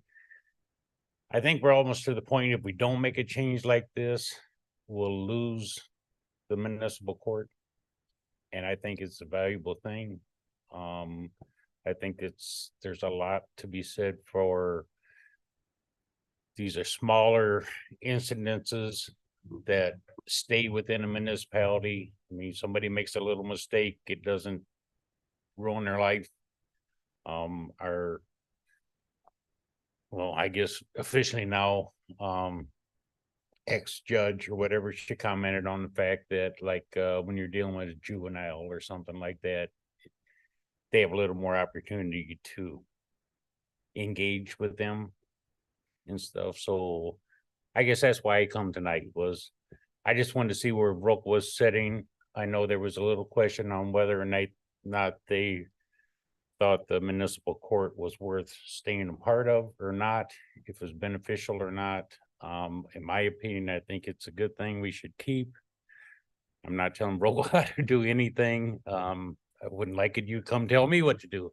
But it's, I think it's a valuable thing. And the way I've understood it, we went many, we're not the only one that doesn't have an attorney doing this. I don't think it would, they still, if I understand right, and correct me if I'm wrong, they still have to get like a certification to the state and take a course or something. Yeah, if they're Is that elected, correct? yep, there's a course. They have that to take a judicial training, it's obviously not the same as going through law school. Oh, and no, taking no, all no, that no, training, there's a difference in the general understanding, but there is some CLE that they have to do, and they have to maintain a certain amount of credits. I don't know if it's the same as a judicial officer or not, but they do have to I take some wasn't aware of training. how much it was. I knew there was something Yeah. they had to go through to understand the basics and stuff like that. Yep. And then if I also understand it right, if something happens in municipal court and they don't agree with it, whatever, it can still be appealed to the county, right? I think at least the defendant can appeal it. Yeah. I'm not sure if the city or the municipality can, because if it's treated the same way as a normal criminal case, that I don't think that the prosecutors can appeal things. I think only defendants can appeal things. Yeah, okay. So, but I am not sure on that, because I'm not sure on the municipal court procedure. I don't practice in municipal court, so. I guess I don't understand. I guess I wasn't here at the time when this was changed to, it wasn't a requirement before to be a licensed attorney. Then that ordinance was changed. Now to change it back, I guess I don't quite understand why we'd have to dissolve the court and start it again. I mean, I think that would be a matter of just, Yeah, I'm not necessarily sure that anyone reached out to anyone when that change was made to see if they could make that change without restructuring the court. So I kind of have a saying that people around here probably get mad at me just because we did it that way before doesn't necessarily mean it's the right way to do it. So, you know, my job is just to make sure we're doing it the right way. So we did reach out to our district court administrator, and she's going to reach out to the other districts to make sure if there's any precedent that we're doing this the right way so that we don't run into any trouble. but that would only be, I mean, that would just basically be a matter of formally dissolving and restarting. I mean, it's. Correct, but there's our also agreements are all in place issues now. with that just due to timing. So like there's a whole lot of issues that we need to unpack here, but I think we need to start having that discussion just about which direction we want to go. Can I ask a question? So I think Sorry. yeah, go ahead. I really appreciate this information. My understanding of municipal court matters, typically there's more like diversion issues or things with youth. And I'm just wondering if while we're exploring other options, like I think there's some people who live in the municipality that do work with youth. I'm thinking about Chuck Mulvaney Kemp, who works with teen court. There's lots of people that have substantial credentials and things to offer. And so I'm kind of curious about learning from other municipalities, about other people that have stepped into those roles and have a good fit, because I think if we can imagine what that would be, it'd be helpful to make that decision. So what you're talking about is teen court, which is the diversion program that the county offers for juveniles. So if we decided that we did not want to go forward with the municipal court, it doesn't mean that we don't have then a diversion program for juveniles. Teens who have citations can come into the teen court program either by a direct referral from the department. So the citation never gets issued with the court. It's never filed with court, doesn't show up on CCAP. Rick or an officer can make a direct referral to teen court, and they could go through that kind of formal process with a teen court coordinator. And then if they complete that progress, the citation just goes away, never gets filed. Sometimes municipalities do it where they file the citation, they make the judge have the teen enter a guilty plea, but it goes into CCAP then. But if they complete the process, then it gets dismissed. So it doesn't stay. Well, might still stay in CCAP. Well, juvenile stuff doesn't necessarily is not searchable in CCAP anyway, is it? Under Okay. 16. Right? So, I mean, a lot of those wouldn't be, but some are. So, I mean, there is a diversion program through the county that I think is well run, it's well supervised, and it involves teens kind of making those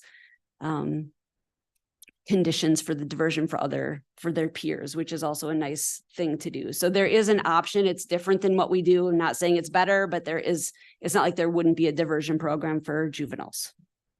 So I'll say on that, I had a couple of concerns. The first one was that very thing. I think having municipal citations and having those types of programs for anybody, but especially for the young in our community, is really important, rather than putting them right into the court system and having that. So one of the things that was talked about at our last meeting, I'd asked if the municipal court doesn't exist, we have a list of municipal ordinance violation potential in our ordinances.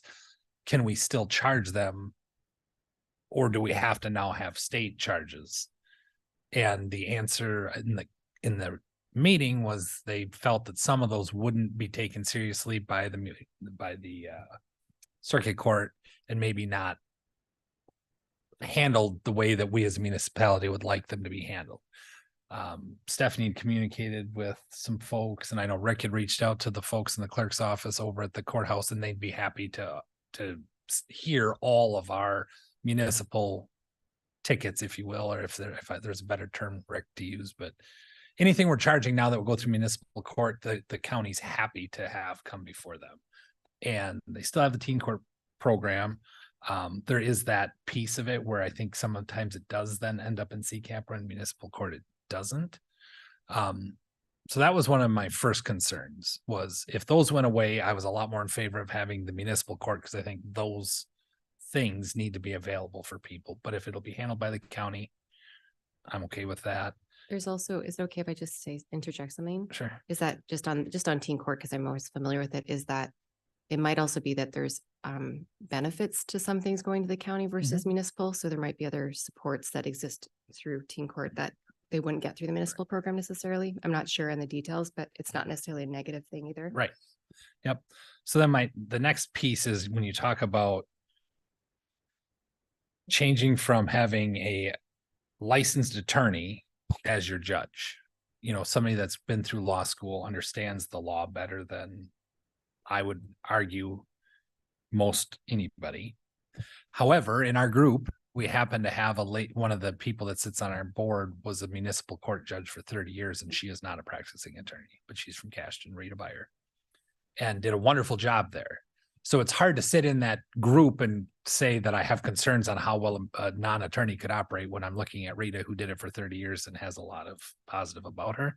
However, Cashton over the last 40 years is different than today, and Viroqua was different than Cashton. So we have to take into account, you know, we have some complex cases that have happened in Viroqua that have been heard by our municipal court that put a licensed attorney through a difficult hearing, right? So, you know, and people have to have the right to have their case heard by competent, qualified individuals. And I'm not suggesting that a non-attorney wouldn't be competent, but I think we all know enough attorneys that they have a different way of looking at things, I think, than the general public does. And you could easily get somebody, and to some of the folks that you'd mentioned, you know, there's some great folks that I think would do a great job, but it's an election. So there's no guarantee, you know, if all the people in the community decided they didn't like a certain ordinance, they could ban behind a judge who they know won't prosecute a certain ticket. And now all of a sudden something isn't being heard in court. They're constantly being dismissed. And now we have a public health issue in our community because the judge won't hear those cases. And to Stephanie's point earlier, we don't know, as you know, can we appeal as the city's decision? So there's still a lot there's a lot to learn yet. And Stephanie and George are working hard to get us answers. And I was on a Zoom meeting at 7:30 this morning, and George also was on that meeting. So, you know, we're really trying to get the right answers. I think the problem is it's not a common problem. And so nobody really has the answers for us. So we've been asking the questions since we learned about this. And I went to that first municipal court meeting months ago. And no one just really has the answers for us yet.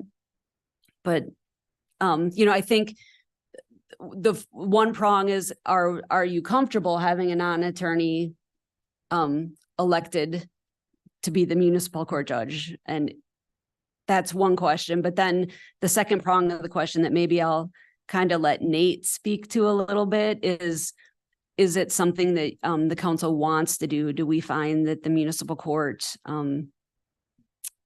is an entity that we want to continue to participate in, or does the council want citations to start going to the circuit court where everything is going to be handled by the clerks and by the employees of the court?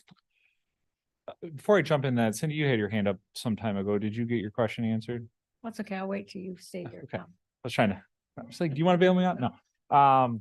So just to piggyback off Stephanie, you know, we've talked about the non-lawyer, and I think the summary is like, it's very well possible that somebody could do a good job.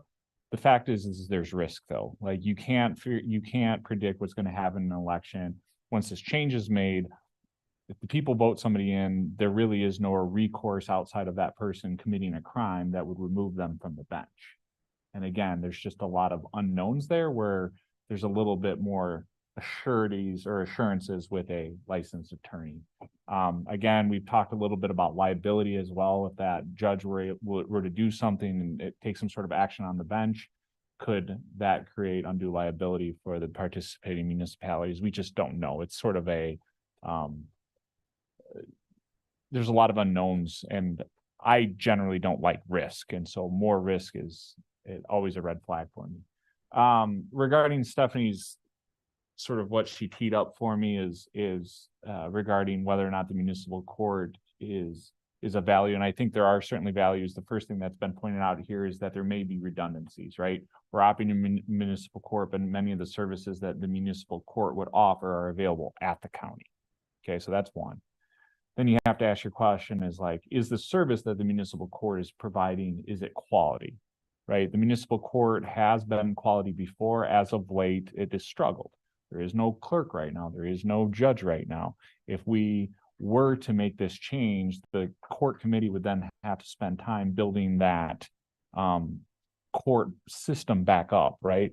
And we've struggled even when we did have Nikki here and Phyllis of there was a lack of institutional knowledge that was passed on from the previous judge and the previous clerk to these new clerks. And so they were already operating inefficiently, right? And we're still trying to, rightfully so, sort of clean up what has gotten missed, right? Because there just wasn't a nice passing of the baton, so to speak. And so that's work, and Lori, myself, and Justin, and Needfeld have been in multiple of these meetings over the last year. Lori and her clerks are the accountants for the municipal clerk, and so they spend time, bringing the money in and then sending it out. You saw that in bills. So there is a real resource burden on the city that's not necessarily on some of the other municipalities, although we don't see everything that they're doing as well.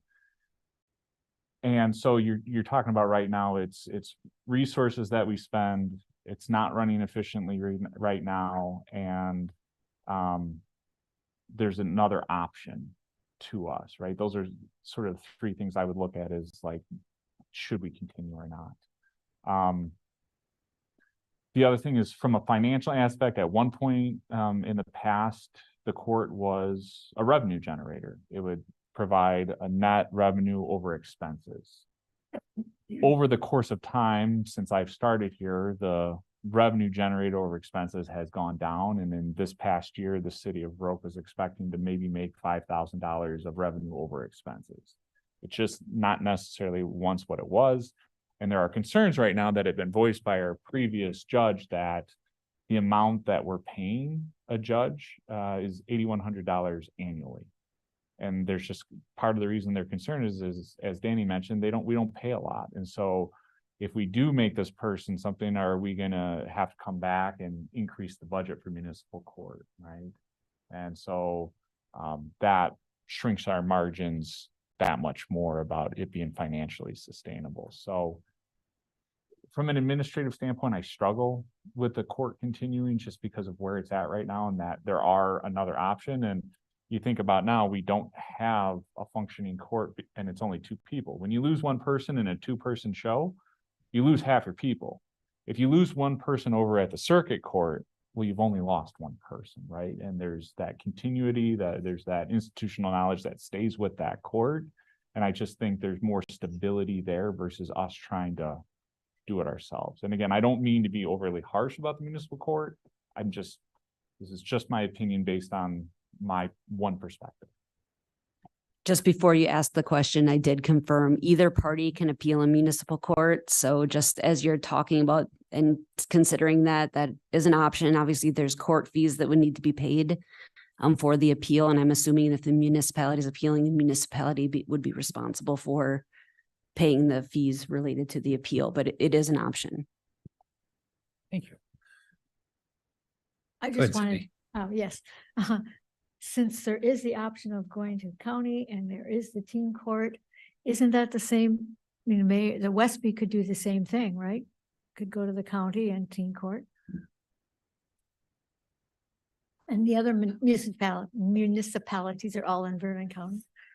Yeah, we're part of the county, of course. I guess that's one of the things, and Justin had this conversation, which I wasn't aware of.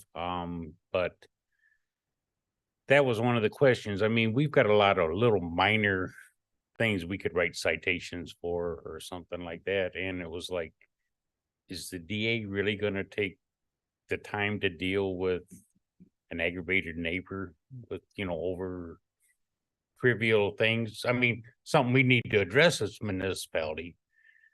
But what's gonna happen when, I know you got your share of them, we've got them. You know, everybody starts adding all these little, I hate to say trivial, but minor infractions and flood the county court system. How's that gonna go over with the DA? Is he really gonna take it serious that? The DA wouldn't handle the municipal ordinances, so we already handle at the county level the municipal ordinances for the for Coon Valley. And they have their own prosecutor, which is actually our prosecutor, Jacob Men. So he handles the prosecutions for the village, or it's the village of Coon Valley, right? And so we would have our own municipal prosecutor handling then- those. It would not go to the DA. It wouldn't go to the DA. No. Okay, but so each city's gonna get its own prosecutor then? Correct. Okay, so now we can use a joint, Right. we jointly use a prosecutor. So those are all questions. So this was a meeting we had earlier today. And like I said, that's why I was wanted to touch base with you, but I was happy to see you were here. That was fine. I 'cause- I mean, that was a question we left up in the air. We didn't Right know. now, we pay the prosecutor about the same as the judge, right? $8,100 a year. And that's based on prosecuting 4 municipalities. So the logical theory would be that it would cost less than that to have each of us have our own, or if we were looking to be somewhat intelligent, we maybe try to get one to represent all of us over there. But at the same time, it could be more expensive if they want at least a minimum. Right. To take on the responsibility too. Right. There's a lot of benefits to this court that, and I said to Nate in our meeting earlier today, you know, the financial aspect of it is frankly probably the I don't want to say the last concern, but it needs to be a concern, but the service to the community needs to be what we make our decision based on, right? would If it's a agree. good service to have for the community and there's a benefit over what we have available, then we should have it. If there isn't, then I'm okay with, because not having it could potentially cost us more than having it, depending on how the year went. So to circle back to the non-attorney thing, it's really recommended to us. There's a strong recommendation to not allow a non-attorney judge. You know, as a city, we have our own corp counsel, and I don't want to Stephanie wasn't on the phone when George and I had this conversation earlier today, but the reality of it is I don't think George thinks it's a good idea. And I specifically asked that question because I wanted to be able to say, you know, if you guys said, no, it's fine. Okay, then it's fine. But we have to rely on them. And I have a pretty firm habit of not disagreeing with our attorneys. But I don't know if we ever got the exact dates when this municipal court started and when with this ordinance was changed. Because the municipal court became operative July 1st, 2005, according to our ordinance. And the qualifications of the municipal court judge, I think recently changed, wasn't it? I don't see an updated ordinance number. There was a 2016 revision, but we've had a attorney as a judge before then. Before 2016, I think there's been an attorney as the judge since 2016 is when they added Cashton. I Okay, believe. that's the amendment That that was the I did amendment. just to add Cashton, take out Coon Valley, right? So it's been since before then. I don't see an exact date for when that piece changed, and I wasn't the city attorney then, so I don't recall.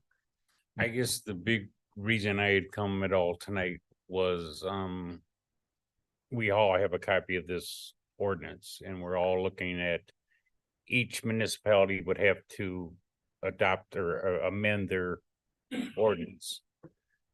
And I really wanted to see if, before we go through the process to amend the ordinance, is there gonna be a municipal court?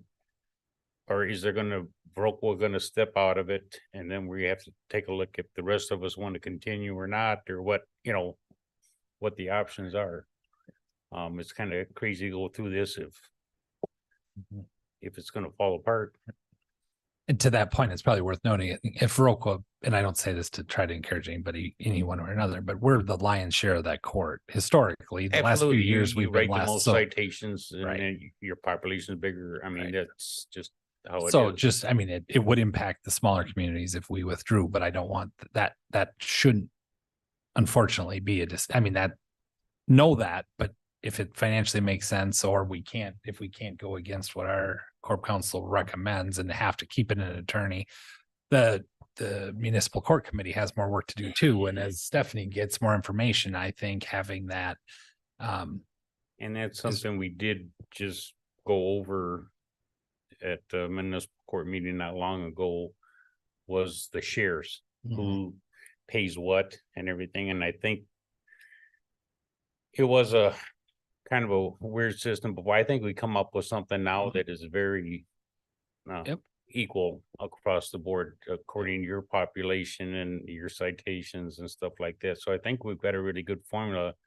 I guess that's where I'm getting frustrated. It looked like we're on the right track. There was some issues with clerical things with the municipal court and stuff, and I think that's getting worked on. And, I mean, it could be better.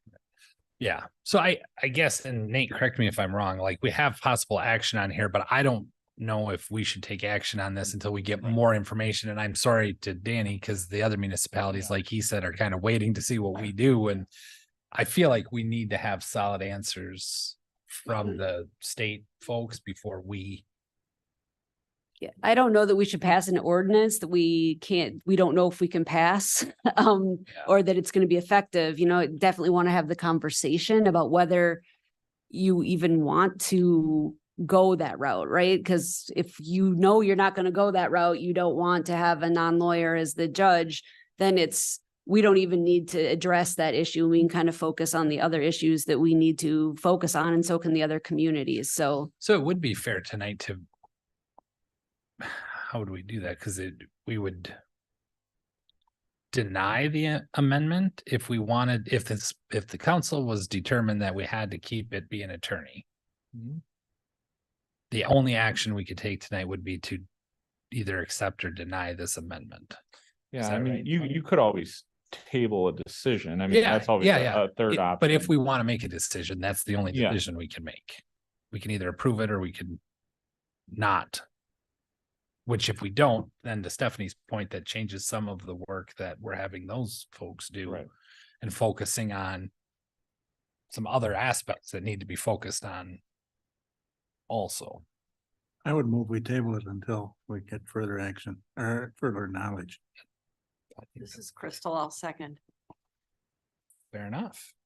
If I may, I just want to reiterate Stephanie's point. I think what would be helpful is to understand what direction at this point, so that we can tailor our search more narrowly. But you don't have to do that. If you just want to say, first, we would like to ask the question whether or not we can in the ordinance, and then decide whether we want to or not.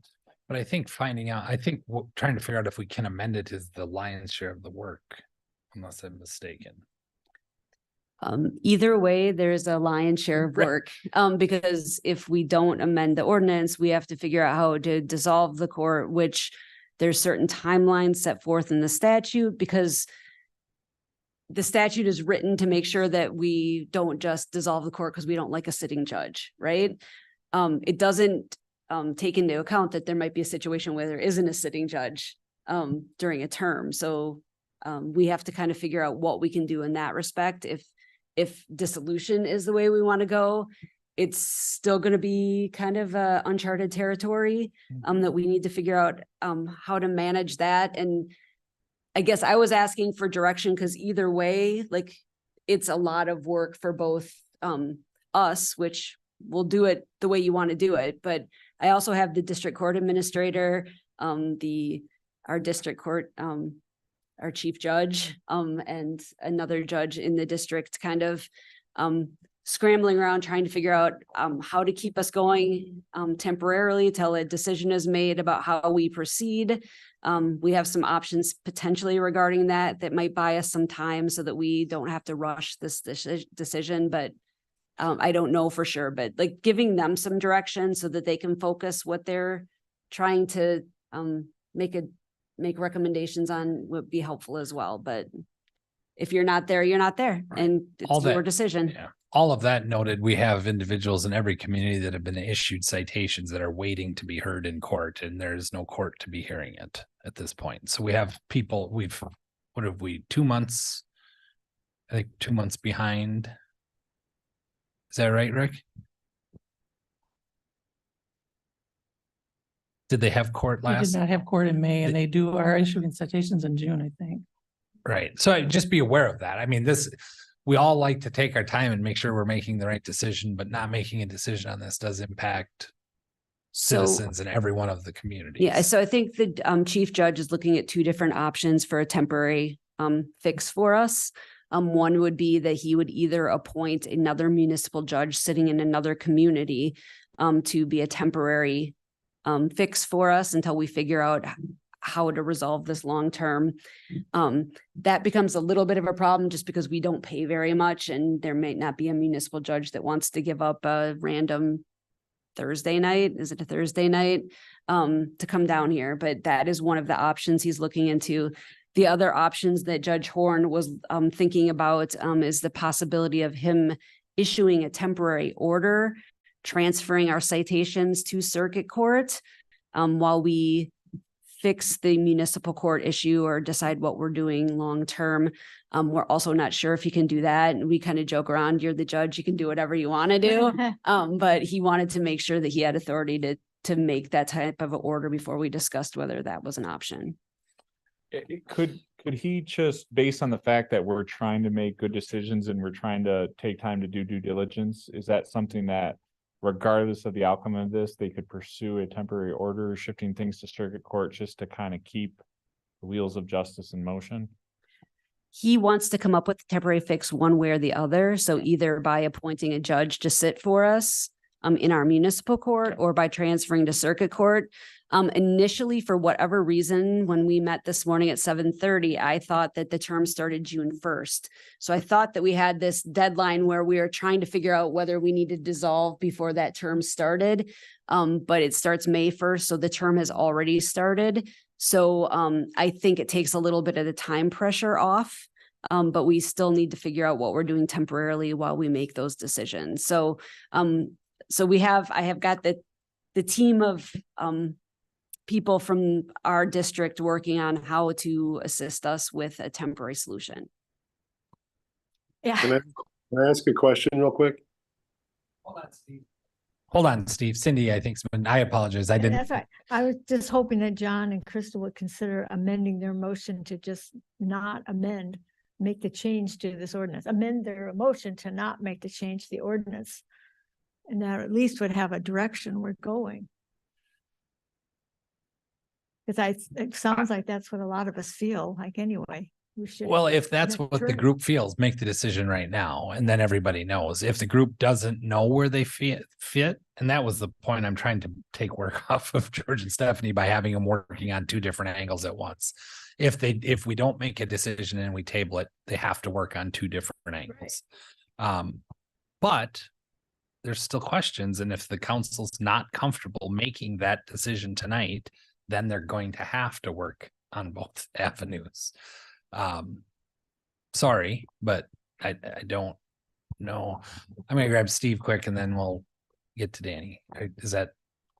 We can come back to that too. Steve? Yeah, sorry.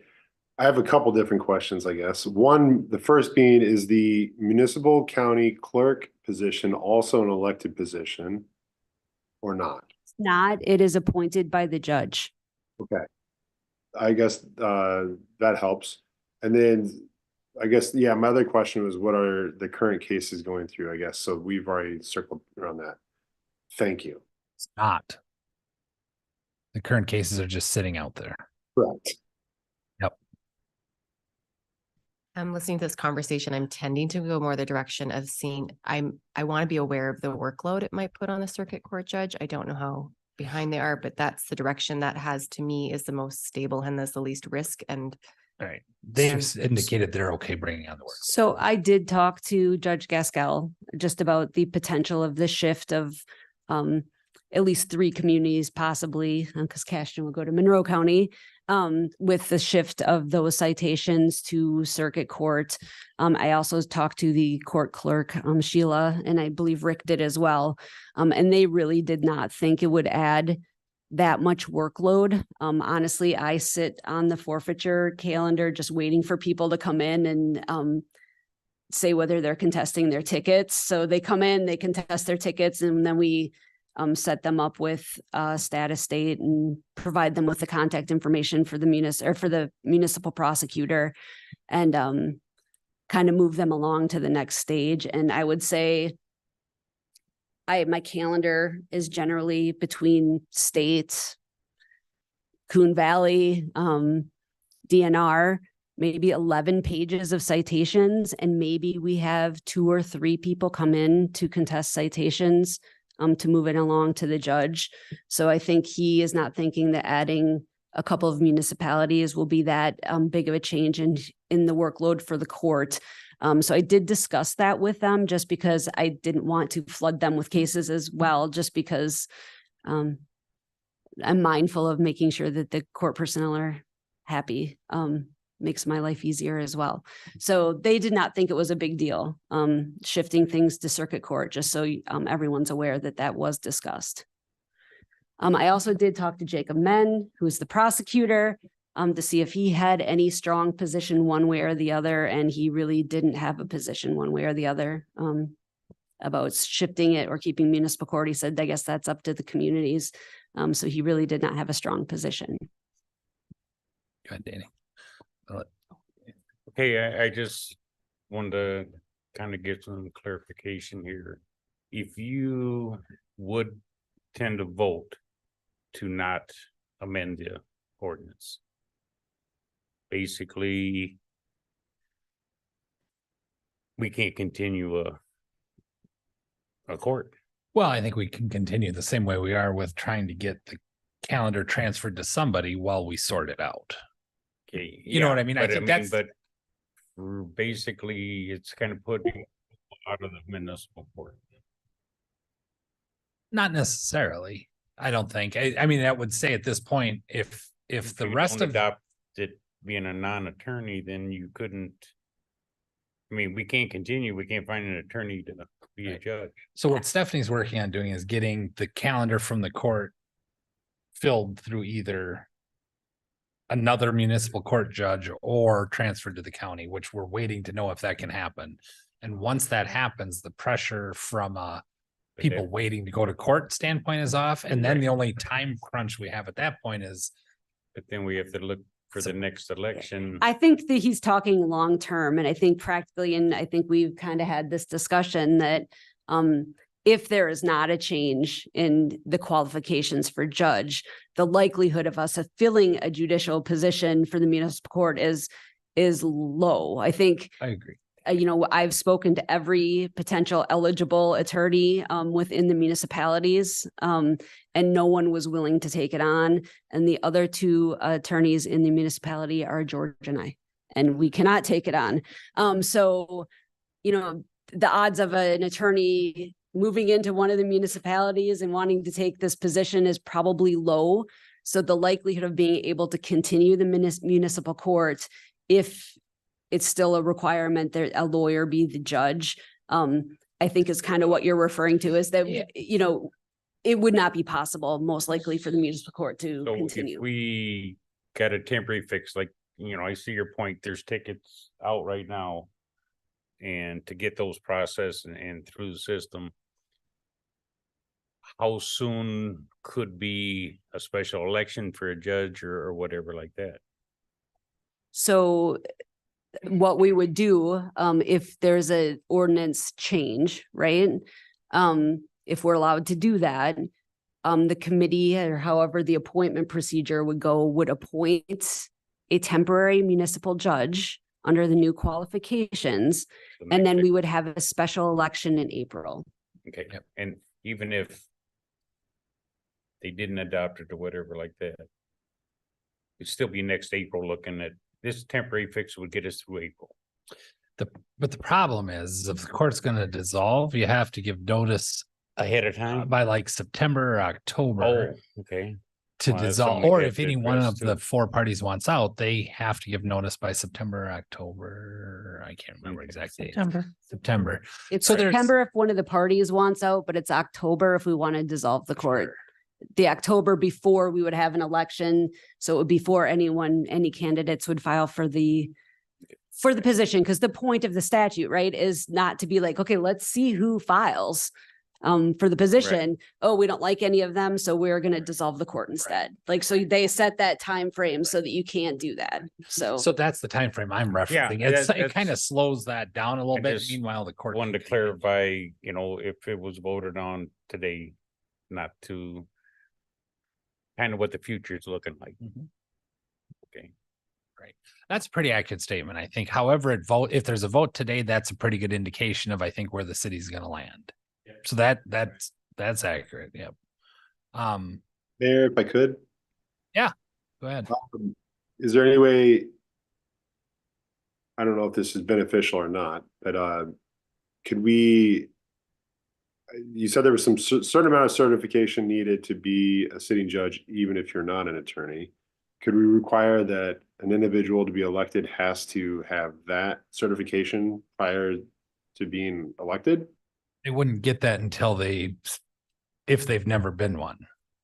yeah, they would get that after the election. It's required of any sitting municipal judge. Yeah, I was just curious if that was like a way we could set some sort of requirement. I think that happened last week. I mean, it was just very recently when that happened, because it was anybody elected in April, this last April, would have had to have that training now to start their court in May. So.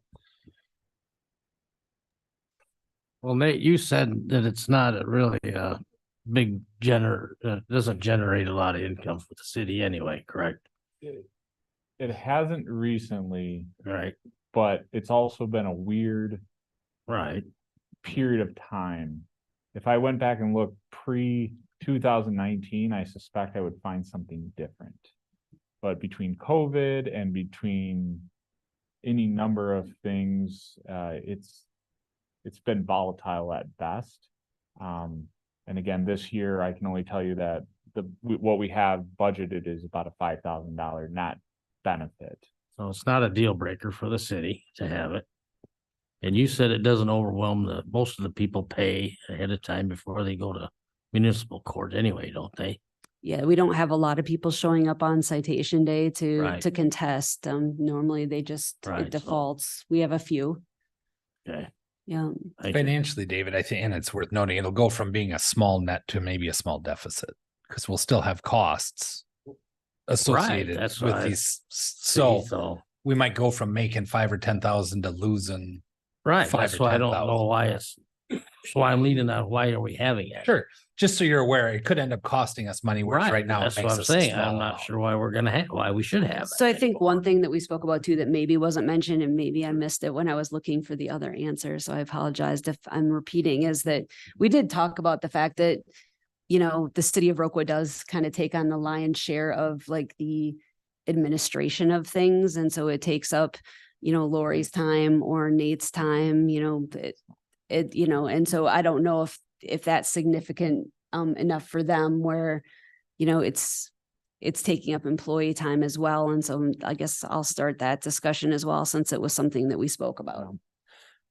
Yeah, and some of that stuff can be corrected. I mean, one of my concerns I said is that, you know, it seems that whenever court is held, it's a Viroqua Police Department officer who's sitting here monitoring the court. And I think there was an arrangement that it was supposed to be all the municipalities minus Cashin, because they can't, they're in a different county, to support the court.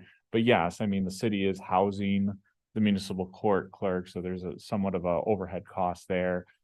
Our clerks are handling all the accounting, right? I'm putting together the budget, which doesn't take a ton of time, but I think one of the things I wanted to say, as David was pointing out, is like, I haven't been able to get far enough in the financial analysis of it to definitively or even provide a confident estimate on what a new budget would look like if we went with the circuit court. I would need a little bit more time. My only position is we seem to be leaning, all indicators that at least I have at this point say, like, approving this now doesn't seem like a great idea. If you want to do more due diligence and make a decision later, sure, but certainly not approving it. I said it earlier and I'll say it again, and not to try to sway anybody, but our corp counsel believes that having a non-attorneyed judge is a bad idea. I agree. And I agree with that position also. I agree. Based on what I learned in our meeting today. We were talking about the lion's share of Viroqua paying. Well, is that true? Or is that you're saying that the Viroqua pays the most of the? No, I'm most? just saying that as far as like administrative things, that Viroqua takes kind of the lion's share of that right now, just because everything's housed here. Accounts are through the city, from what I understand. Yeah. I think that the cost share for the court is set out in the agreement, and that's kind of something that they were adjusting. So it is something that is an ongoing, I think, discussion as the committee. And I think Rick had said something along the lines earlier that the other, municipalities are willing to send officers and rotate them. So that's something that, there's been discussions of, and some of those things can be remedied if you decide to go forward. So, I think those discussions have been happening. Right. The financial side of it used to be attributed to the volume of citations written by municipality. And of course, Viroqua being a bigger municipality, it was a larger share of that. Then over COVID, some of the things, there was a kind of a shift. And I don't know if Cashton got a more, an officer that was really out hanging a lot of paper. And so their citations went up. So then in turn, that made their cost go up. And then our cost was weird. But it was recently redone to where it's based on population now. And I think that the committee is happy with that arrangement. So it is a percentage base on population, David. And I don't have the exact thing, but it used to be based off of citations written, and then that got a better plan now, I think, the way it's written. Just because it's been brought up a couple of times as far as the compensation for their role, is this something that's been reviewed recently? I'm just wondering, like, there's two questions for me. One is there's going to be a cost if it gets diverted to the county courts. There's a cost that we already have, but we also want to make sure that the people that are going through the court system are having a quality experience. And so I don't know the last time that position's well, it's reviewed every year, budget time. Yeah. So would that attract, would that maybe tip the scale of people that are interested in the position? With respect to the with the compensation, I think it can only be changed before the election. So I think it was done before Nikki took office. When Brian Eckern was outgoing, he suggested a raise for the judge, a raise for the clerk, for the prosecutor too. I don't remember. It was at least for the judge and the clerk. Prosecutor is the same as the judge across the board. That's how they have it set up. But she's correct. You cannot change it in the middle of a term. It has to be when they're going to take out papers or before that. And in this scenario too, like with nobody there, and the city's all passed the budget ahead of time for the next year also. So if we're going to make that change, and we would have to do that before the papers would be due for the special election potentially, although we're in the middle of a term. So it's kind of another question that we need to kind of sort out, because right now is a term, even though there's a vacancy. The term started May 1st. So we're trying to figure out what our rules are as far as what we can change, what we can't change. Crystal. Sorry. Okay. This is a big issue. Right. Lots of elements. And I don't know that I'm ready to make this change based on the information I've heard tonight. You've all been great. There's a lot of information. Is there a way that we can get the temporary order in place so that at least the people who are needing a court can have access to a court?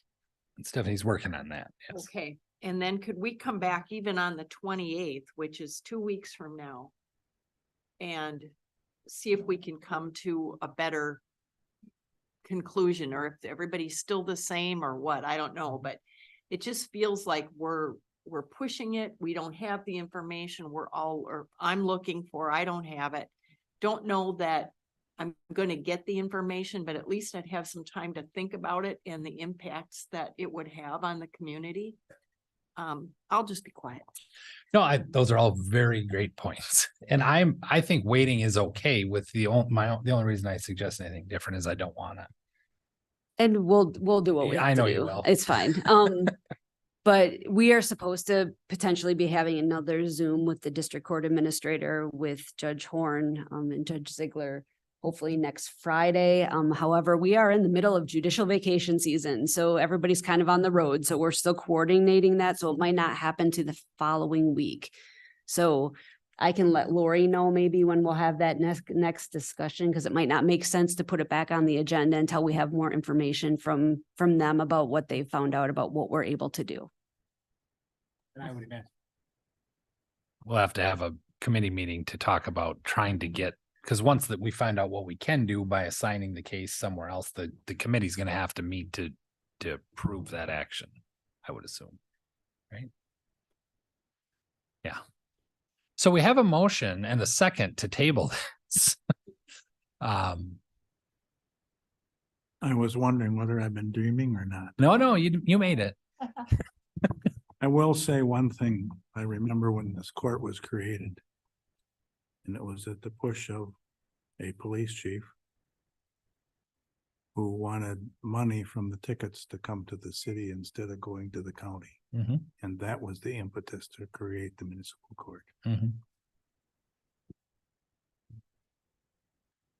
Yeah, and that was a part we talked about today. So I agree with there's so much more information that we need. And I feel very bad that us waiting creates a burden on our other partnering municipalities, but I hope that, yeah.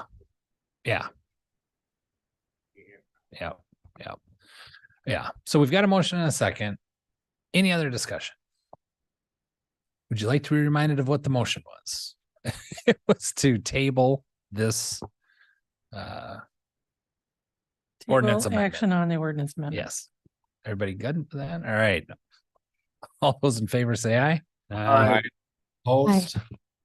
All right, that passes. Thank you, everybody. Item number 15, payment of the bills. I actually have a question this time, so I wasn't going to rush that. You want to ask your Yes, question? It's an additional bills, page 4, I believe. It's the tourism money. I was curious if that amount is the full amount, or is that the 70% that goes to tourism minus the 30 that the city gets to keep? That is the 70% that will go to the tourism. The reason that 40,630.88 is so high is because the Vernon Inn hadn't paid since July of last year. So 20,000 of that is just from them. And so the rest is for the first quarter. Plus there's like one quarter of the Heritage Inn in there from the last year. Okay. But just to clarify, it's not 70% of the annual amount, it's 70% of the first quarter Right, installment. Yeah. Right. But that includes from July all the way up through March for just that So one expect it to entity. be more like 20,000. Right. Yeah, okay, thank you. Anybody else have any questions on anything specific you want me to point out? I'll make a motion, we pay the bill. Steve, I'll second. Steve, got in there. Yeah. All right, got a motion and a second. Any additional discussion? Roll call, please. Emma. Aye. Ed Spade. Aye. Cindy. Aye. John. Aye. Crystal. Aye. Steve. Aye. David. Aye. Andrew. Aye. And Todd Kirking. Aye. All right, second period for public comment. We've got no public, well, unless anybody has anything. Anybody online, Nate? I don't, yeah, if anybody wants to make a public comment, they can do so. Hearing none, I'd take a motion to adjourn. Let's AJ, I'll make a motion, we adjourn. I'll second. Got a motion and a second. All those in favor say aye. Aye. Opposed? We're adjourned. Thank you, everybody.